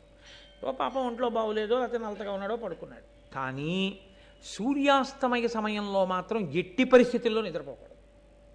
ఎట్టి పరిస్థితుల్లో సరే, ఆ ధర్మ సూక్ష్మం మీద కూడా ఆఖ్యానాలు వస్తాయి. కాబట్టి సూర్యాస్తమయం అవుతోంది అంటే స్నానం చేసేయాలి, చేసి దీపం పెట్టి ఈశ్వరుడికి నమస్కారం చెయ్యాలి. యజ్ఞోపవీతం ఉన్నవాళ్ళు సంధ్యావందనం చెయ్యాలి. కాబట్టి ఆయన సంధ్యావందనం చేయాలి కాబట్టి స్నానం చేయడానికి వెడుతున్నాడు. వెడుతూ ఆయన పరాకు దేనికి చెప్పాడంటే ఆయన భార్య పేరు పులోమ. ఆవిడ్ని పిలిచి అగ్నిని జాగ్రత్తగా చూడు, నేను స్నానానికి వెడుతున్నాను అని చెప్పాడు. ఆవిడ అగ్నిని రక్షిస్తోంది. అగ్నిని రక్షించడం అంటే ఏం చేస్తారు? అగ్నిని పట్టుకుని ఉండరుగా. రక్షించడం అంటే కాస్త ఊక వెయ్యాలి, కాసిన అక్షతలు వెయ్యాలి. ఆడవారు ఎక్కువగా అందులో అక్షతలు సమర్పణం చేస్తుంటారు. కాబట్టి అక్షతలో ఊకో వేసి ఆవిడ రక్షిస్తోంది. ఈలోగా అగ్ని వెలుగుతున్నాడు అంటే వాళ్ళ దృష్టిలో ఎవరు వెలుగుతున్నాడు? ఈశ్వరుడే. అగ్ని ఉన్న చోట ఈశ్వరుడే. కాబట్టి ఇప్పుడు పులోమ రాక్షసుడు అని ఒక ఆయన ఉన్నాడు. ఆయన అదో చమత్కారమైన పేరు. ఈయన భార్య పేరు పులోమ, వచ్చిన రాక్షసుడి పేరు పులోమ రాక్షసుడు. ఆయనకి ఎప్పటి నుంచో ఈవిడి మీద కన్ను. రాక్షసత్వము అన్న మాటకు అర్థం ఏమిటో తెలుసా అండి? వాడికి ఆమె యందు ప్రీతి ఉండడమే మొదటి తప్పు. ఎందుకని? ధర్మం అన్న మాట ఒకటి ఉంది కదా, తన ప్రీతి ఎవరి యందు ఉండాలంటే తన తండ్రి ఎవరిని తెచ్చి తన పక్కన పత్ని స్థానంలో కూర్చోబెట్టాడో ఆమె యందు ఉండాలి. అంతేగాని వివాహపూర్వం తనే నిర్ణయించుకుని తనే అసలు మనసు పట్టుకెళ్ళి పెట్టకూడదు, అదో తప్పు. సరే పెట్టాడు పో. ఆవిడికి పెళ్ళైపోయింది. పెళ్ళైపోయిన తర్వాత కూడా ఆవిడ మీద మనసు పెట్టుకోవడం ఇంకో పెద్ద తప్పు. తప్పుల్లో పెద్ద తప్పు అంటే ఏమిటో తెలుసా అండి? అర్థం పర్థం లేని మాటలు కొన్ని మాట్లాడుతుంటారు. ఆవిడికి 60 ఏళ్ళు వచ్చేస్తాయి. నేను సందర్భంలో చూసి తెల్లపోయాను. 60 ఏళ్ళు వచ్చేస్తాయి. 70 ఏళ్ల వాడు వచ్చి అంటాడు, దీన్ని నాకే ఇచ్చి చేద్దాం అనుకున్నారు చిన్నతనంలోనూ, కానీ దాన్ని వాడికి ఇచ్చారు మళ్ళీ అంటాడు. అదేంటది? 70 ఏళ్ళకి నువ్వు అనవలసిన మాట అది. అప్పుడు కూడా ఇంకా నీ వ్యామోహాన్ని నువ్వు గుర్తు చేసుకోవట్లేదు. ఏమిటి దొడ్డ నిన్ను అలా అంటాడు ఆయన అన్నారు. వాడి మొహం వాడు అలాగే మాట్లాడతాడు రా అంటుంది ఆవిడ. ఎంత అసహ్యంగా ఉంది ఆ మాట అసలు. అంటే సంస్కారం అనందు దోషం ఉందని గుర్తు. నేను యథార్థంగా విన్నాను, నా కర్మ కొద్దీ నాకే తగులుతాయో అని నేను. కాబట్టి ఇలాంటి సన్నివేశంలో ఆ పులోమ రాక్షసుడికి ఆ పులోమ మీద మనసు ఉండిపోయింది. భృగువు స్నానానికి వెళ్ళాడు. ఈయన గబగబా వచ్చాడంటే ఎప్పటి నుంచో వెతుకుతున్నాడు ఈవిడ ఎక్కడుందని. వాడు వచ్చాడు గబగబా. వచ్చి వాడికి అనుమానం వచ్చింది, ఈవిడేనా పులోమ? ఎందుకంటే ఆవిడే పులోమ కాదా తెలుసుకుని తన వ్యామోహ ప్రకటనం చేద్దామని. ఎవరిని అడగాలి? అక్కడ ఉన్నది అగ్నిహోత్రుడు ఉన్నాడు, ఆవిడుంది. ఇప్పుడు అగ్నిహోత్రుడు ఈశ్వరుడు అన్న భావన వాడికి కూడా ఉంటే ఆయన మాట్లాడతాడరా, పలుకుతాడరా, ఆయన దేవతరా అనుకుంటే ఆయన అడుగుతాడు కదండి. మీరు ఈ విషయం చాలా జాగ్రత్తగా గమనించాలి. ఆయన దేవత అన్న విషయంలో వాడికి అనుమానం లేదు. కాబట్టి ఆయన్ని అడగాలి, ఈవిడైనా పులోమ అని. అలాగే అడిగాడు వాడు. ఈవిడ పులోమయేనా అని అడిగాడు. ఇప్పుడు అగ్నిహోత్రుడు సంకటంలో పడ్డాడు. ఏం ఆయనకి సంకటం ఎందుకని మీరంటారేమో. ఆయన లోకంలో చేసి పాడవుతున్న వాళ్ళు, చెయ్యక పాడవుతున్న వాళ్ళు ఇద్దరిని చూస్తుంటాడు. ఒంట్లో వేడున్నంతసేపేగా ఏదైనా చెయ్యాలి. ఒంట్లో వేడుండగా చెయ్యకూడనివి చేసి పాడవుతున్నవాడు, ఒంట్లో వేడున్నప్పుడు చెయ్యవలసినవి చెయ్యక పాడవుతున్నవాడు, ఇద్దరిని చూస్తున్నాడుగా ఆయన. అందుకని ఆయనకి సత్యము అసత్యము గురించి బాగా అవగాహన ఉంది. ఆయన అనుకున్నాడు, ఈమె పులోమ అని నేనంటే వీడు రాక్షసుడు ఎత్తుకుపోతే భృగు వచ్చి నన్ను శపిస్తాడు, ఎందుకు చెప్పావు మా ఆవిడ పులోమని అంటాడు. చెప్పకపోతే నాకు తెలియదేయానో ఈవిడ పులోమ కాదనో ఏదో చెప్తే అసత్య దోషం వస్తుంది. ఇప్పుడు ఆయన ఏం చేశాడంటే దోషాల్లో చిన్న దోషం ఏది లెక్క కట్టుకున్నాడు. అసత్యమాడ్డం తక్కువ దోషమా, ఈవిడ పులోమ అని చెప్పేస్తే ఒకవేళ ఇతను ఏదైనా అపకారం చెయ్యడం సాధ్యం కాదు. ఎందుకని? ఈవిడ అగ్నిని ఆరాధిస్తోంది కాబట్టి ఈవిడ రక్షింపబడుతుంది తప్పకుండా. నా అనుగ్రహమే మళ్ళీ రక్షిస్తుంది ఈవిడ్ని. కానీ ఈవిడికి బాధ కలుగుతుంది కదా, ఏదో ఒక బాధ కలుగుతుంది రాక్షసుడి వల్ల. అప్పుడు భృగు కోపం వస్తుంది. ఎవడు చెప్పాడు అసలు ఈవిడ పులోమని అంటాడు. ఈయనే చెప్పాడంటుంది ఆవిడ. అప్పుడు నన్ను శపిస్తాడు. శాపం పుచ్చుకోనా అబద్ధమాడినా అని ఆలోచించాడు. అబద్ధమాడమే పెద్ద దోషం. శాపం వస్తే ఆయన కాళ్ళ మీద పడి మళ్ళీ అనుగ్రహం వేడుకొని శాపం పోగొట్టుకోవచ్చు. కాబట్టి నేను సత్యమే మాట్లాడతాను అన్నాడు. అంటే మాట మాట్లాడేటప్పుడు సత్యాసత్యముల గురించి ఎంత పరిశీలన ఉండేదో మీరు చూడండి. సరే, ఇందులో మళ్ళీ చిన్న దోషం వచ్చింది, నేను మీకు వివరణ చేస్తాను ఆ విశేషాన్ని. ఆయన ఈమెయే పులోమ అని అనగానే ఆ రాక్షసుడు అన్నాడు, అసలు ఈవిడికి పెళ్ళవక ముందు ఎప్పుడో ఈవిడిని నేనే చేసుకుందాం అనుకున్నాను, ఇదిగో ఈ భృగు చేసేసుకున్నాడు. అసలు ఇంకో విచిత్రం తెలుసా, ఆవిడ పేరు నా పేరు ఒకటే. అదో విచిత్రంగా ఉంటుంది లోకంలో. ఏమిటో అలా పేర్లన్నీ ఒక్కలా పెడితే అందరూ ఒక్కలా అయిపోతారా? మా స్నేహితుడు ఉండేవాడు చిన్నతనంలో, అప్పాజీ, దాదాజీ, నేతాజీ, బాలాజీ, శివాజీ అనే 5 అన్నదమ్ములకి పేర్లు ఏమిటో అలా జీతో ఉండేవి. అలా అదో సంతోషం, కొంతమంది అలా పెట్టుకుంటూ ఉంటారు. అలా నా పేరు పులోమ రాక్షసుడు, ఈవిడ పేరు పులోమ. పెళ్లికి ముందు ఈవిడిని నేను చేసుకుందాం అనుకున్నాను, భృగువు చేసుకున్నాడు. అయితేనే తప్పేం వచ్చింది, నేనే పట్టుకుపోతానని ఎత్తుకుపోతున్నాడు. ఎత్తుకుపోయేటప్పుడు తేలిగ్గా ఉంటుందని వాడు పంది రూపం తీసుకుని ఆవిడని ఎత్తుకుపోతున్నాడు. ఆవిడ కన్నీటి ధారతో ఏడుస్తూ ఉండగా, భర్త కోసం అరుస్తూ ఉండగా ఎత్తుకుపోయాడు. ఆవిడ్ని చాలా దూరం ఎత్తుకుపోతుంటే ఆవిడ నిండు గర్భిణి. ఆవిడ గర్భంలోంచి ఆ పంది ఎత్తుకుపోతున్న కుదుపులకి ఒక పిల్లవాడు జారి కింద పడిపోయాడు. ఆ కింద జారి పడిపోయాడు కాబట్టి ఆ పిల్లవాడికి చ్యవనుడు అని పేరు వచ్చింది. ఆ కింద పడిపోయిన పిల్లవాడు పరమతేజోస్వరూపుడై ప్రళయకాలపు అగ్నిహోత్రం ఎలా ఉంటుందో అలా, ఎవడురా మా అమ్మకు అపరాధం చేసిన వాడు అని చూశాడు పులోమ రాక్షసుని వంక. వెంటనే వాడు బూడిదైపోయాడు. ఈవిడ పిల్లవాడిని చంకనేసుకుని మళ్ళీ అంత దూరం నుంచి నడుచుకుంటూ ఇంటికి వచ్చింది. ఈలోగా ఈవిడ ఎత్తుకుపోతున్నప్పుడు ఏడిచింది కదూ. మహాపతివ్రత కంటి వెంట పడినటువంటి నీటి బిందువులు ఒక పెద్ద నదిగా మారిపోయి ప్రవహించాయి. అదేం సామాన్యమైనటువంటి విషయమా? ఇప్పుడు ఈ నది ఒక పతివ్రత కంటి ధార చేత వచ్చిందని దీనికి పేరెవరు పెట్టాలన్నారు. అయ్యి బాబోయ్ మనకి ఎందుకని బ్రహ్మగారిని అడిగారు. ఆయన అన్నాడు, దీనికి వధూసరా అని నామకరణం చేస్తున్నాను అన్నాడు. ఆ నదికి వధూసరా అని పేరు వచ్చింది.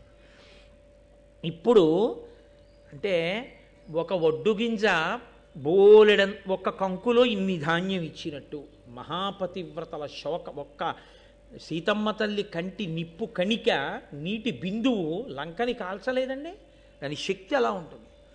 ఇప్పుడు ఆవిడ తిరిగి వచ్చింది, స్నానం చేసి భృగు వచ్చాడు. భృగువు స్నానానికి వెళ్ళి వచ్చే లోపల ఎల్లరంతా అయిపోయింది. ఇప్పుడు ఆవిడ చంకన బిడ్డను పట్టుకుని నించుంది, ఏడుస్తూ ఉంది, డస్సిపోయింది. ఎర్రగా పిల్లాడున్నాడు. ఈ బిడ్డడు ఎవరన్నాడు? చ్యవనుడు మన కొడుకే.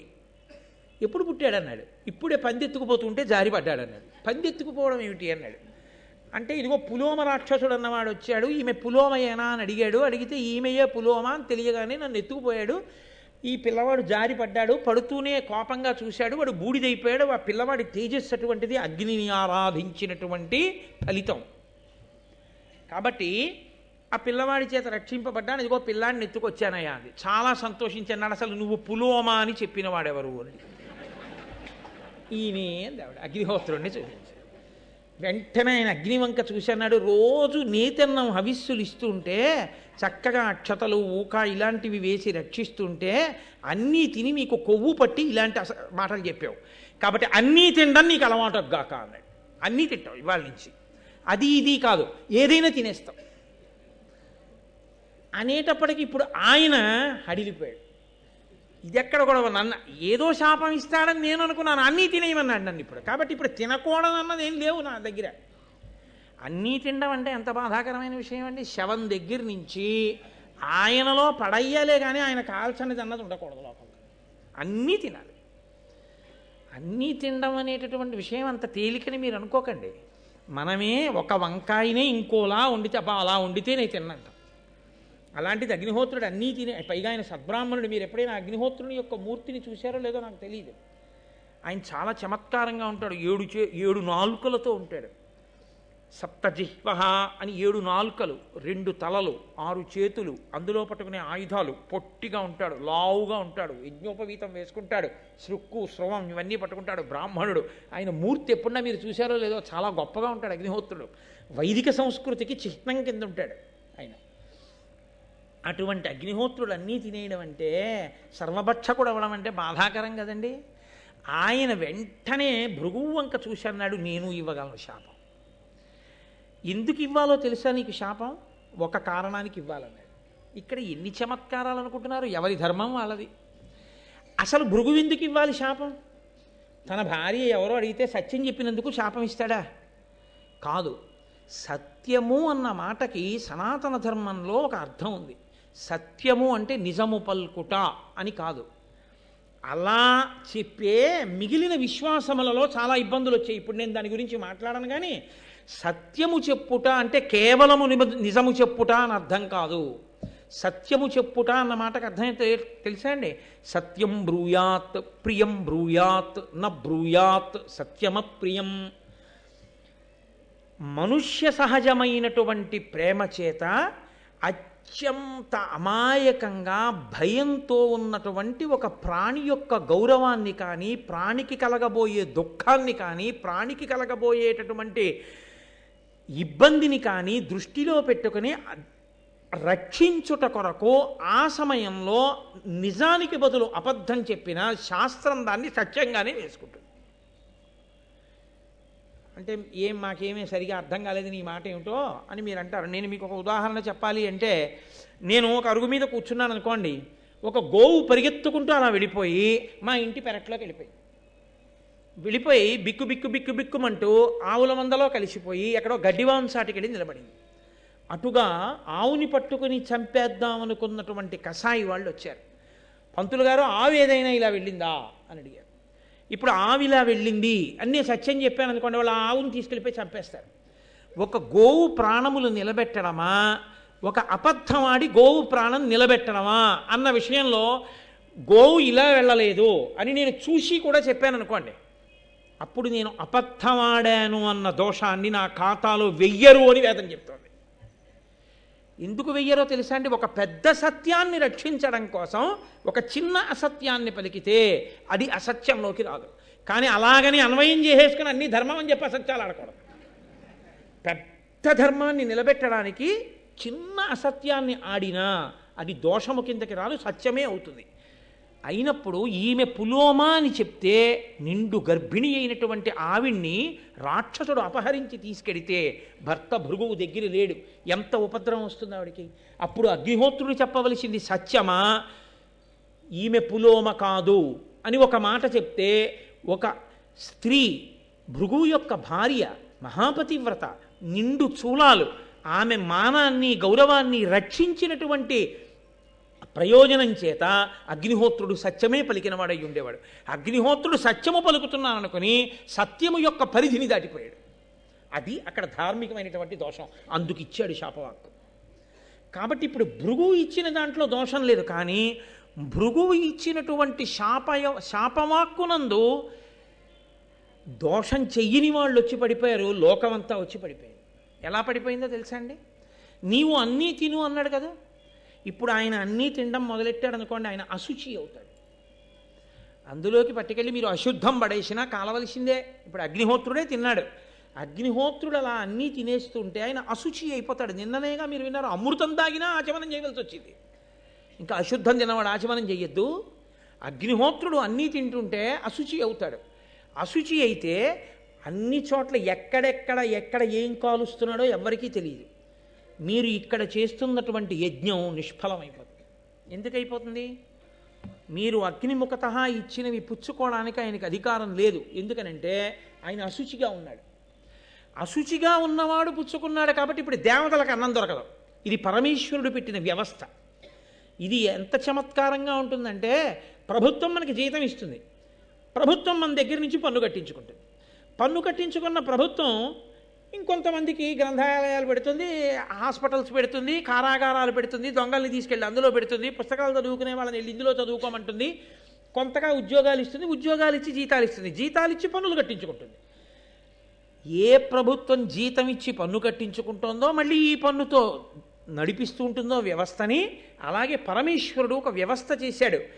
నీకు దేవతలు ఐశ్వర్యం ఇస్తారు, వర్షం కురవడం దేవతల చేతిలో ఉంటుంది, దేవతల ఆకలి తీర్చడం నీ చేతిలో ఉంటుంది. వాళ్ళు వర్షం కురిపిస్తారు, నీకు పంటలు పండుతాయి. నువ్వు పంట ఇంటికి తెచ్చుకుని యజ్ఞం చేసి యజ్ఞంలో హవిస్సుని, ఆ హవిస్సు వాళ్ళు పుచ్చుకుంటారు, వాళ్ళు భోజనం చేస్తారు, వాళ్ళ కడుపు నిండుతుంది, వాళ్ళు తృప్తి పొందుతారు, వాళ్ళు మళ్ళీ వర్షం కురిపిస్తారు, మళ్ళీ పంటలు పండుతాయి, మళ్ళీ యజ్ఞం చేయి, కొంత పదార్థాన్ని హవిస్సుగా ఇయ్యి, మళ్ళీ దేవతలు తృప్తి పొందుతారు. ఈ చక్రం ఇలా తిరగాలి, ధర్మచక్రం అనుష్ఠానపరంగా తిరుగుతూ ఉండాలని ఈశ్వరుడు నియమనం చేశాడు దానికి. ఇప్పుడు అగ్నిహోత్రుడు అశుచి అయిపోయాడు అనుకోండి, దేవతలకు భోజనాలు ఎలాగా? వాళ్ళకి అన్నం ఉండదు, కవ్యం నడవదు. కాబట్టి పితృదేవతలకి కవ్యం వెళ్ళదు, పిండ ప్రదానం లేదు. దేవతలు అనుగ్రహించరు కాబట్టి వర్షాలు లేవు, కాబట్టి భూలోకంలో పంటలు లేవు, వీళ్ళెవరికే అన్నం దొరకదు, నదుల్లో నీరుండదు, దాహం తీరదు. కాబట్టి ఇప్పుడు లోకాలన్నీ ఏమైపోయాయి? ఇబ్బందిలోకి వెళ్ళాయి. నువ్వు నేను అసత్యం పలికాను అని నువ్వు అనుకుంటే నాకు ఇంకేమైనా శాపం నువ్వు ఇచ్చి ఉండవలసింది. ఇప్పుడు నువ్వు అన్న మాట వల్ల ఏమైందో తెలుసా? మొత్తం లోకముల యొక్క వ్యవస్థ అంతా ఆగిపోయింది. నేను అసత్యం పలికానన్నావు, నువ్వు కోపంతో తొందరపడ్డావు. తొందరపడి నా మీద విడిచిపెట్టిన వాక్కుకి మొత్తం లోకముల యొక్క స్థితి అంతా కూడా నిలబడిపోయింది. కోపం వల్ల వచ్చేటటువంటి ఉపద్రవాలు ఎలా ఉంటాయో చూడండి. గబ్బా ఒక్క మాట నోరు జారిపోయిందో ఎంత దూరం వెళ్ళిపోతుందో చూడండి. కాబట్టి ఇప్పుడు ఆయన అన్నాడు, అగ్నిహోత్రుడు, అడిచిన తిట్టినం మరి మహాపరుషంబులు పల్కి అల్కతో పొడిచిన ఉత్తమ ద్విజులు పూజ్యులు వారలకెగ్గు చేసినం చెడు ఇహమున్ పరము. ఇది సిద్ధము కావుటెరింగి భక్తి ఎప్పుడు ధరణి సురోత్తముల పూజల తంపుదు అల్కనోడుదు. నేను కూడా నిన్ను శపించగలను, కానీ అనుష్ఠాన తత్పరులై వేదాంగములను నేర్చుకుని నిత్యం దేవతల్ని పరమభక్తితో ప్రీతితో పూజ చేసేటటువంటి బ్రాహ్మణుల నోటి వెంట వచ్చేటటువంటి మాట ఎంత దూరమైనా వెళ్ళిపోతుంది. కాబట్టి వాళ్ళు ఎగ్గులు పలికినా తిట్టినా పొడిచినా కొట్టినా ఓర్పు వహించి మాట్లాడటం లేదు తప్ప తిరిగి శాపం ఇవ్వలేని వాళ్ళను కాను, అందుకని ఊరుకున్నాను భృగువు అన్నాడు. అని ఇంకా ఎలాగో నేను ఏమీ చెయ్యలేని, ఈ లోకానికి ఏ ఉపకారం చెయ్యగలిగిన స్థితి నాకు పోయింది అని సర్వప్రాణుల నుండి తన తేజస్సుని ఉపసంహారం చేసేశాడు. అంటే లోకంలో ఎక్కడ వేడి లేదు, అగ్నిహోత్రం ఆగిపోయింది. అగ్నిహోత్రం ఆగిపోగానే యజ్ఞయాగాదులు ఆగిపోయాయి, నిత్యాగ్నిహోత్రాలు ఆగిపోయాయి, దేవతలకి హవిస్సులు ఆగిపోయాయి, పితృదేవతలకి కవ్యాలు ఆగిపోయాయి, పిండ ప్రదానాలు ఆగిపోయాయి, ఇక్కడ వర్షాలు ఆగిపోయాయి, లోకమంతా సంక్షోభంలోకి వెళ్ళిపోయాయి. అందరూ పరిగెత్తుకుంటూ చతుర్ముఖ బ్రహ్మగారి దగ్గరికి వెళ్ళారు. ఏ ఆపదొచ్చినా అందరూ ముందు ఆయన దగ్గరికి పరిగెడతారు. పరిగెత్తి, అయ్యా ఇదిగో భృగువు అగ్నిహోత్రుణ్ణి శపించాడు, అగ్నిహోత్రుడు కాంతినంతటినీ ఉపసంహారం చేసేశాడు, ఎక్కడ ఏమీ జరగట్లేదు, ఎలా అన్నాడు. ఆయన అగ్నిహోత్రుణ్ణి పిలిపించాడు. పిలిపించి ఆయన అన్నాడు, ప్రకటిత భూత సంతతికి భర్తవు నీవా, చరాచర ప్రవృత్తికి మరి హితుభూతుడవు, దేవముఖుండవు నీవు, లోక పావకుడవు నీవు, ఇట్టి అనవద్య గుణండవు నీకు, విశ్వభారక భువన ప్రవర్తన పరాన్ముఖ భావము పొందపాడియే. ఏమయ్యా, నువ్వు ఈ భూత సంతతికంతటికీ కూడా భర్తవి, భరించేవాడివి. ఈ వేడి ఉన్నంతసేపు ఈ ప్రాణాలన్నీ ఉంటాయి. లోకంలో ఆ వేడి వల్లనే పదార్థములు పచనమవుతాయి, పచనమై రుచి వస్తుంది. అగ్నిహోత్రం వల్ల వండుకోకపోతే రుచి ఎక్కడుందండి? 4 వంకాయ ముక్కలు కొత్తిమీర పెట్టుకుంటే తింటామా? 2 పచ్చిమిరపకాయ ముక్కలు కలుపుకుని ఉడికిస్తేనే రుచి. కాబట్టి లోకమంతా నీ వలననే నిలబడుతోంది.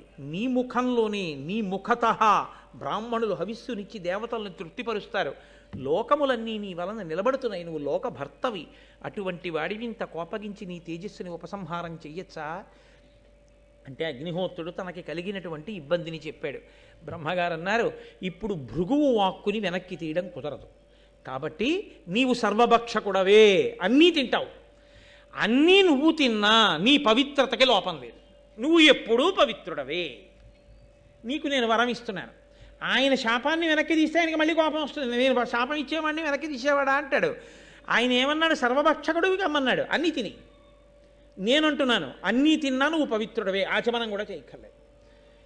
శవాన్ని కాలుస్తూ ఉంటుంది అగ్ని, యజ్ఞశాలలో అగ్ని దేవతలకు హవిస్సు పట్టుకెళ్ళిపోతుంటుంది, ఆ పక్కనే కవ్యాన్ని పితృదేవతలకు పట్టుకెళ్ళిపోతూ ఉంటుంది. అక్కడే నిత్యాగ్నిహోత్రీకులు చేసుకునేటటువంటి కార్యకలాపాలు అగ్నిహోత్రంలో జరిగిపోతుంటాయి. అక్కడే అగ్ని అరణ్యాన్ని కాలుస్తూ ఉంటుంది, అక్కడే అగ్ని తనలో పడిపోయినటువంటి ప్రాణుల్ని కాల్చేస్తూ ఉంటుంది. ఎక్కడ ఎన్ని అగ్నిహోత్రంలో పడిపోయి అగ్ని తినేస్తున్నా అగ్నికి మాత్రము అశౌచము లేదు, ఏ అపవిత్రత నీకు కలగదు, నీవు నిత్య పవిత్రుడవే, ప్రతి క్షణం పవిత్రంగా ఉంటావు అని బ్రహ్మగారు వరమిచ్చారు అగ్నిహోత్రుడికి. ఇప్పుడు సంతోషంగా కాలం నడిచింది, మళ్ళీ లోకంలో వ్యవస్థ అంతా ఏర్పడింది, మళ్ళీ హవిస్సులన్నీ కూడా నడిచాయి.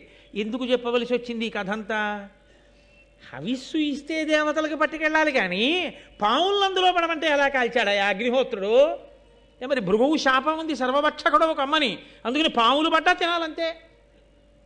అందుకు తిన్నాడయ్యా అని చెప్పడానికి భృగువు దగ్గర జరిగినటువంటి పులోమ, ఆ అల్లరి, దానివల్ల ఆఖరికి వచ్చిన శాపం, ఎందుకు అగ్నిహోత్రుడు సర్వభక్షకుడయ్యాడో, అయినా పవిత్రుడయ్యాడో మహానుభావుడైనటువంటి శౌతి ఈ విషయాలు చెప్పి ఆయన అన్నాడు, ఈ శవనుడు జన్మించాడు కదా అక్కడ ఉండేటటువంటి భృగువుకి పులోమకి, ఆయన శర్యాతి అనబడేటటువంటి రాజు యొక్క కుమార్తె అయినటువంటి సుకన్యని వివాహం చేసుకున్నాడు. దేవి భాగవతంలో మీరు ఈ ఘట్టాన్ని విన్నారు. పుట్టలో కూర్చుని ఆయన తపస్సు చేస్తూ ఉండడం, కళ్ళేదో మిరుగుడు పురుగుల్లా కనపడుతున్నాయని ఆవిడ పుల్లతో పడవడం, ఆయన రెండు కళ్ళు పోవడం, వృద్ధుడైనా కూడా ఆవిడ వివాహం చేసుకోవడం, ఆవిడ పరమ పాతివ్రత్యంతో ఆయన్ని అనువర్తించడం, అశ్వినీ దేవతలు రావడం, నీకు నీ భర్త పట్ల అంత పాతివ్రత్యము అంత మమకారము ఉంటే ఏది మేము చూస్తాం, ముగ్గురం కలిసి స్నానం చేస్తాం, ముగ్గురం ఒక్కలా ఉంటాం, నీ భర్తనెవరినో నువ్వు గుర్తుపట్టడం, ముగ్గురు వెళ్ళి ఆ సరోవరంలో స్నానం చేయడం, ముగ్గురు అశ్వినీ దేవతలుగానే కనపడడం, తన భర్త ఎవరో తను గుర్తుపట్టలేకపోతే తన పాతివ్రత్యానికి దోషం వస్తుంది కాబట్టి ఆవిడ వెంటనే నమ పద్మ ప్రభోదేవి అంటూ దేవీ భాగవతంలో అమ్మవారిని స్తోత్రం చేయడం, అమ్మవారు అనుగ్రహించి ఆ శర్యాతి కుమార్తె అయినటువంటి ఆ సుకన్యకి తన భర్తని గుర్తుపట్టగలిగినటువంటి బుద్ధి ప్రచోదనం చేయడం, దానివల్ల ఆమె చవన మహర్షిని గుర్తుపట్టడం, చవన మహర్షికి నిత్య యవ్వనం రావడం, మళ్ళీ యవ్వనంలోకి వచ్చి వాళ్ళిద్దరూ సంతోషంగా కాలం గడపడం, ఈ ఘట్టాన్ని మీరు దేవీ భాగవతంలో విన్నారు. నేను ఒక్కసారి విహంగ వీక్షణంగా దాన్ని మీకు జ్ఞాపకం చేశాను. ఇప్పుడు ఈ చవన మహర్షి సుకన్యకి కలిపి ప్రమతి అనబడేటటువంటి కుమారుడు జన్మించాడు. ఈ ప్రమతి ఘృతాచి అని క్షీరసాగర మథనం చేసినప్పుడు పాలసముద్రంలోంచి పుట్టినటువంటి అప్సరసని వివాహం చేసుకున్న కారణం చేత, లేదా ఆమెతో సంగమించినటువంటి కారణం చేత ఘృతాచికి ప్రమతికి రురుడు అనబడేటటువంటి పిల్లవాడు పుట్టాడు. ఈ రురుడు గంధర్వరాజు అయినటువంటి విశ్వావసుడు, మేనక వీరిద్దరికీ జన్మించినటువంటి ప్రమద్వర అనబడేటటువంటి పిల్ల స్థూలకేశుడు అనబడేటటువంటి ముని ఆశ్రమంలో పెరుగుతుంటే ఆమెని వివాహం చేసుకుందామని సంకల్పం చేసి నిశ్చితార్థం చేసుకున్నాడు. నేను ఈమెని వివాహం చేసుకుంటాను అని మాట ఇచ్చాడు. అంటే తన భార్య అయిపోయినట్టే ఇంచుమించుగాను. మీరు విన్నారు కదూ ఎక్కడి వరకు వచ్చామో. ఇప్పుడు ఆమె స్థూలకేశుడు ఆశ్రమంలో ఉంది, రురుడు ఆమెని వివాహం చేసుకుంటాను అన్నాడు. ఇంకా వివాహం అవ్వలేదు. నాకు ఈమె భార్య అవుతుంది ప్రమద్వర అని ఆయన సంతోషంగా ఉన్నాడు. ఒకరోజు సాయంకాలం ఆ ప్రమద్వర చెలికెత్తెలతో కలిసి స్థూలకేశుని యొక్క ఆశ్రమంలో ఆడుకుంటూ తిరుగుతోంది. ఒక పెద్ద త్రాచుపాము ఒకటి వచ్చి ఎక్కడి నుంచో ఆ ప్రమద్వర యొక్క పాదం మీద కాటు వేసి వెంటనే ఆమె నురగలు కక్కుకుని మరణించింది. మరణించగానే రురుడికి ఈ విషయం తెలిసింది. పరిగెత్తుకుంటూ వచ్చాడు. వచ్చి ఆయన ఏడుస్తున్నాడు, ఈమెని భార్యని చేసుకుందాం అనుకున్నాను, ఈమె ఎందే మనసు ఉంచుకున్నాను, కానీ ఈమె మరణించిందని ఈయన బాధపడుతున్నాడు. మిగిలినటువంటి ఋషులందరూ కూడా వచ్చి అక్కడ చేరారు.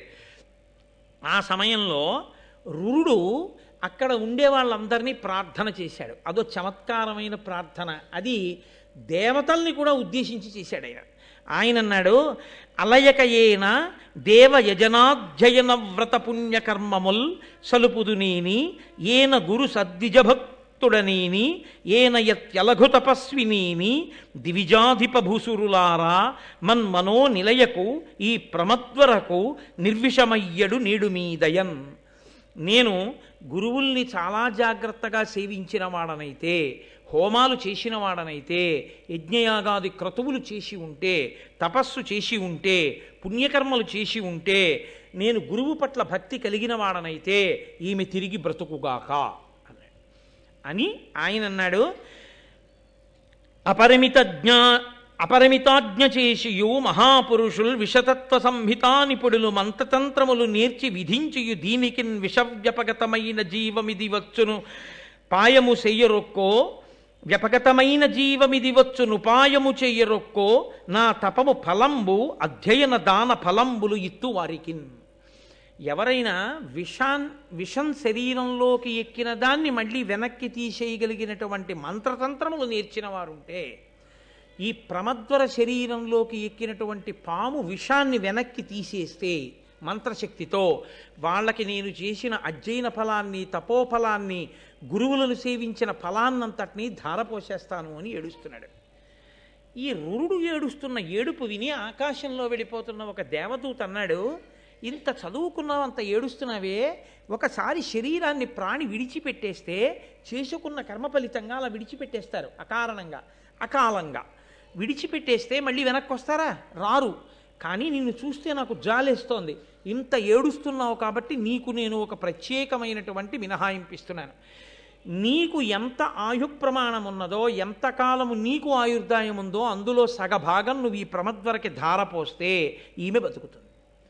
అప్పుడు ఇద్దరూ కలిసి జీవితం గడుపుతురుగానన్నాడు. ఆ ప్రమద్వరకి ఆయన తన ఆయుర్దాయంలో సగభాగాన్ని ధారపోశాడు. ధారపోస్తే ప్రమద్వర లేచి కూర్చుంది. ఆయన రురుడు ప్రమద్వరని వివాహం చేసుకున్నాడు. ఇద్దరూ సంతోషంగా కాలం గడుపుతున్నారు. అప్పటి నుంచి రురుడు ఒక పని చేస్తుండడం మొదలుపెట్టాడు. ఏమిటా పని అంటే, ఈయన ప్రతిరోజు చేత్తో ఒక లావు కర్ర ఒకటి పట్టుకునేవాడు. పట్టుకుని వెడుతూ ఆయన పని ఏంటంటే, పొట్ట ఎక్కడన్నా కనపడితే దాన్ని తవ్వేసి అందులో కనపడ్డ పాములన్నీ చంపేసేవాడు. పాము అన్నది కనపడితే చాలు, చంపకుండా మాత్రం వెళ్ళేవాడు కాదు. కనీసం రోజు తనకి తనంత తాను దొరకకపోతే ఎక్కడో అక్కడ పుట్ట దగ్గరికి వెళ్ళి వెతికి చంపుతుండేవాడు. అదో అలవాటుగా పెట్టుకున్నాడు. ఎందుకని? తన భార్యని ఎప్పుడో పాము కరిచింది, అది క్రోధం. ఎంత చిత్రంగా లోపల క్రోధములు ఉండిపోతాయో చూడండి అని క్రోధం పెట్టుకుని అదే పనిగా పావులు చంపుతున్నాడు. ఒక రోజున విషం లేని పావులో దరిద్రం దానికి. పావుకి విషం ఉంటే ఏదో పట్టుకున్న దాన్ని కరిచేస్తే అది చచ్చిపోతే అది తినేస్తుంది. పావుకి విషం లేకపోతే వచ్చే ప్రమాదం ఏమిటో తెలుసా అండి? దానికి దొరికింది చావదు, దాన్ని ఇది మింగలేదు. ఎందుకంటే నవిలి తినడానికి దానికి దంతాలు ఉండవు. అది ఎల్లో కప్పనట్టుకుందనుకోండి, దాని కూరల్లో విషం ఉంటే ఓ 2 నిమిషాలు గిలగిలా తన్నుకుని ఆ కప్ప చచ్చిపోతే అది మెల్లమెల్లగా మింగుతుంది. విషం లేని పాము అనుకోండి, దానికి వచ్చే బాధ ఏమిటో తెలుసా అండి? అరగంట సేపు పట్టుకున్నా కప్ప చావదు. అది తప్పించుకుందామని గిలగిల కొట్టుకుంటూనే ఉంటుంది. అది కూడా నోరు బయటికి ఎట్టింది అనుకోండి, చిత్రం ఏంటంటే అప్పుడు అది కాస్త ఓ 2 ఈగలు దొరికితే బాగుండని తింటుంటుంది. బతకాలన్న ఆశ ఏ ప్రాణికైనా అలా ఉంటుంది కదండి. రామకృష్ణ పరమహంస ఒక చోట దాని గురించే చెప్పి, మనుష్యుల ఆశ అంటే ఎలా ఉంటుందో చూడవయా అన్నారు. కాబట్టి ఇది పట్టుకుని ఎంతసేపు అలా పట్టుకుని ఉంటుంది. దవడలు నెప్పెట్టి కొంచెం అందనుకోండి, ఆ కప్ప దూకేస్తుంది. అంటే విషం లేని పాముకి ఆహారం తెచ్చుకోవడం కష్టం, విషం ఉన్న పాముకి ఆహారం తెచ్చుకోవడం తేలిక. కాబట్టి అది దానికి పెద్ద కష్టం. పాము జన్మ ఎత్తింది, పట్టుకు తినేది ఉండదు, చాలా కష్టం అది ఆహారాన్ని పట్టుకోవడం. ఇంత కష్టం ఎందుకు వచ్చింది? చూడడానికి మాత్రం పెద్ద పాము, దాని పేరు డుండుబము. దానికి పేరు ఒకటి మళ్ళీ, డుండుబము అనబడేటటువంటి ఒక పెద్ద పాము అది అక్కడ పడుంది. దాన్ని చూసి వెంటనే చేతిలో కర్ర ఉంది కదా, పాము కనబడితే కొట్టేయాలి. ఈ రురుడు ఆ కర్ర తీసా పామును కొట్టబోయాడు. అది వెంటనే మునైపోయేది. అంది, నేను విషం లేని పాముని. ఏమయ్యా, నువ్వు చూస్తే భృగువంశంలో పుట్టినటువంటి బ్రాహ్మణుడవు. భృగువంశంలో పుట్టిన బ్రాహ్మణుడు ఎక్కడా? విషం లేని పాము ఎక్కడా? పాముల్ని కర్రలతో కొట్టి చంపడం ఏమిటా, నువ్వు ఎందుకు అలా చంపుతుంటావు అని అడిగింది. నేను పాముల్ని చంపడం మాట అలా ఉంచు, కానీ కొడదామని నేను వస్తే మునిగిపోయిన నువ్వెవరు అసలు అని అడిగాడు ఆయన. అడిగితే అప్పుడు ఆయన అన్నాడు, నా పేరు సహస్రపాదుడు. నేను ఒకానొకప్పుడు వేదాధ్యయనం చేస్తూ ఉండేవాడిని. నాకు ఒక స్నేహితుడు ఉండేవాడు, ఆయన పేరు ఖగముడు. ఆ ఖగముడు కూడా వేదం చదువుకుంటూ అగ్నికార్యం చేసుకుంటున్నాడు. రోజున నాకెందుకో అక్కర్లేని బుద్ధోటి పుట్టింది.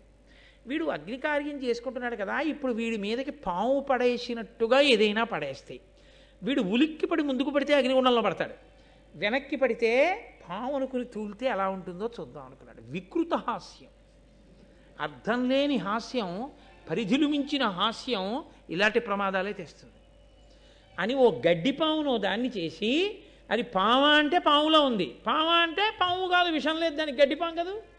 ఆ పామును తీసి అగ్నికార్యం చేసుకుంటూ కూర్చున్నటువంటి ఆ ఖగముడి మీదకి విసిరాడు కిటికీలోంచి.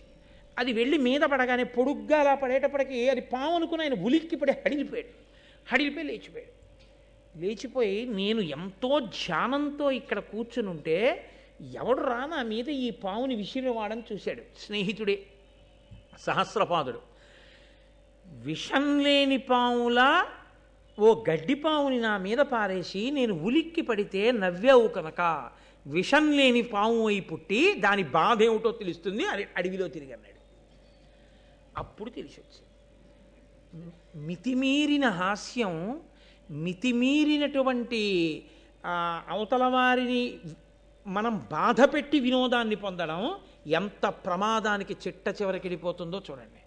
కొంతమంది ఏమనుకుంటారంటే జీవితంలో హాస్యస్ఫోరకంగా మేము మాట్లాడగలం అనుకుంటారు. అనుకుని మేము అలా ఒక్క పావుగంట మాట్లాడకపోతే మా శీలానికే ఏదో భంగపాటు, అలా మాట్లాడకుండా మేము ఉండకూడదు అని కనబడ్డ ప్రతి వారి మీద ఏదో హాస్యస్ఫోరకంగా మాట్లాడడం అలవాటు చేసుకుంటారు.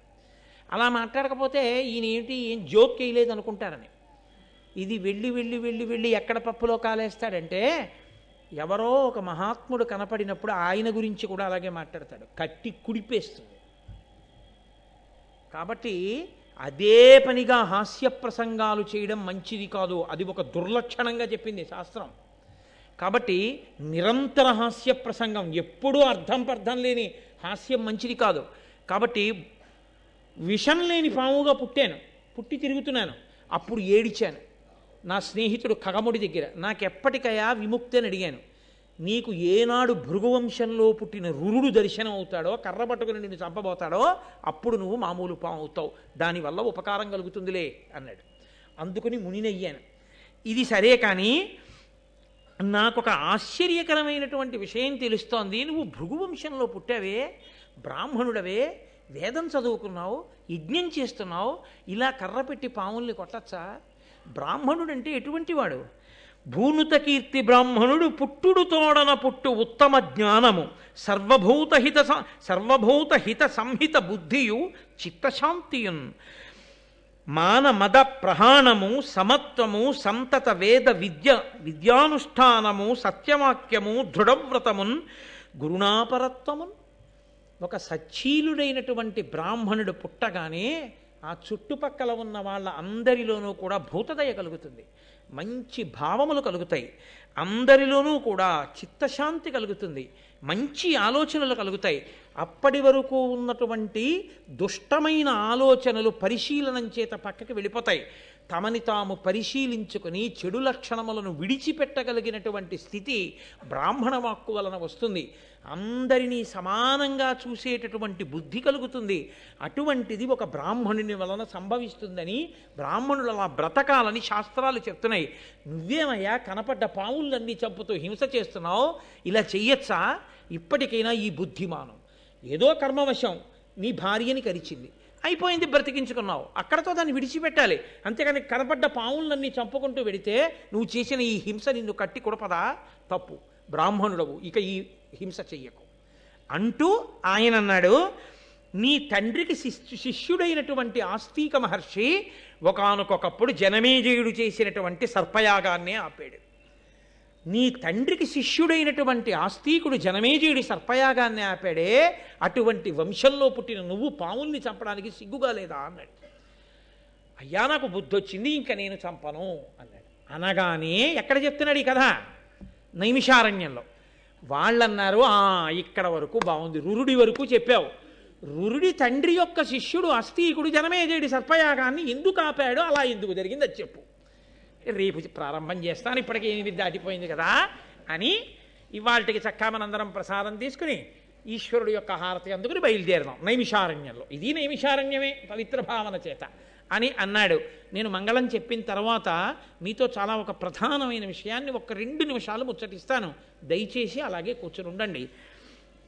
మంగళాశాసనపరై మదాచార్య పురోగమై సర్వైశ్చ పూర్వైరాచార్యై తత్కృతాయాస్తు మంగళం.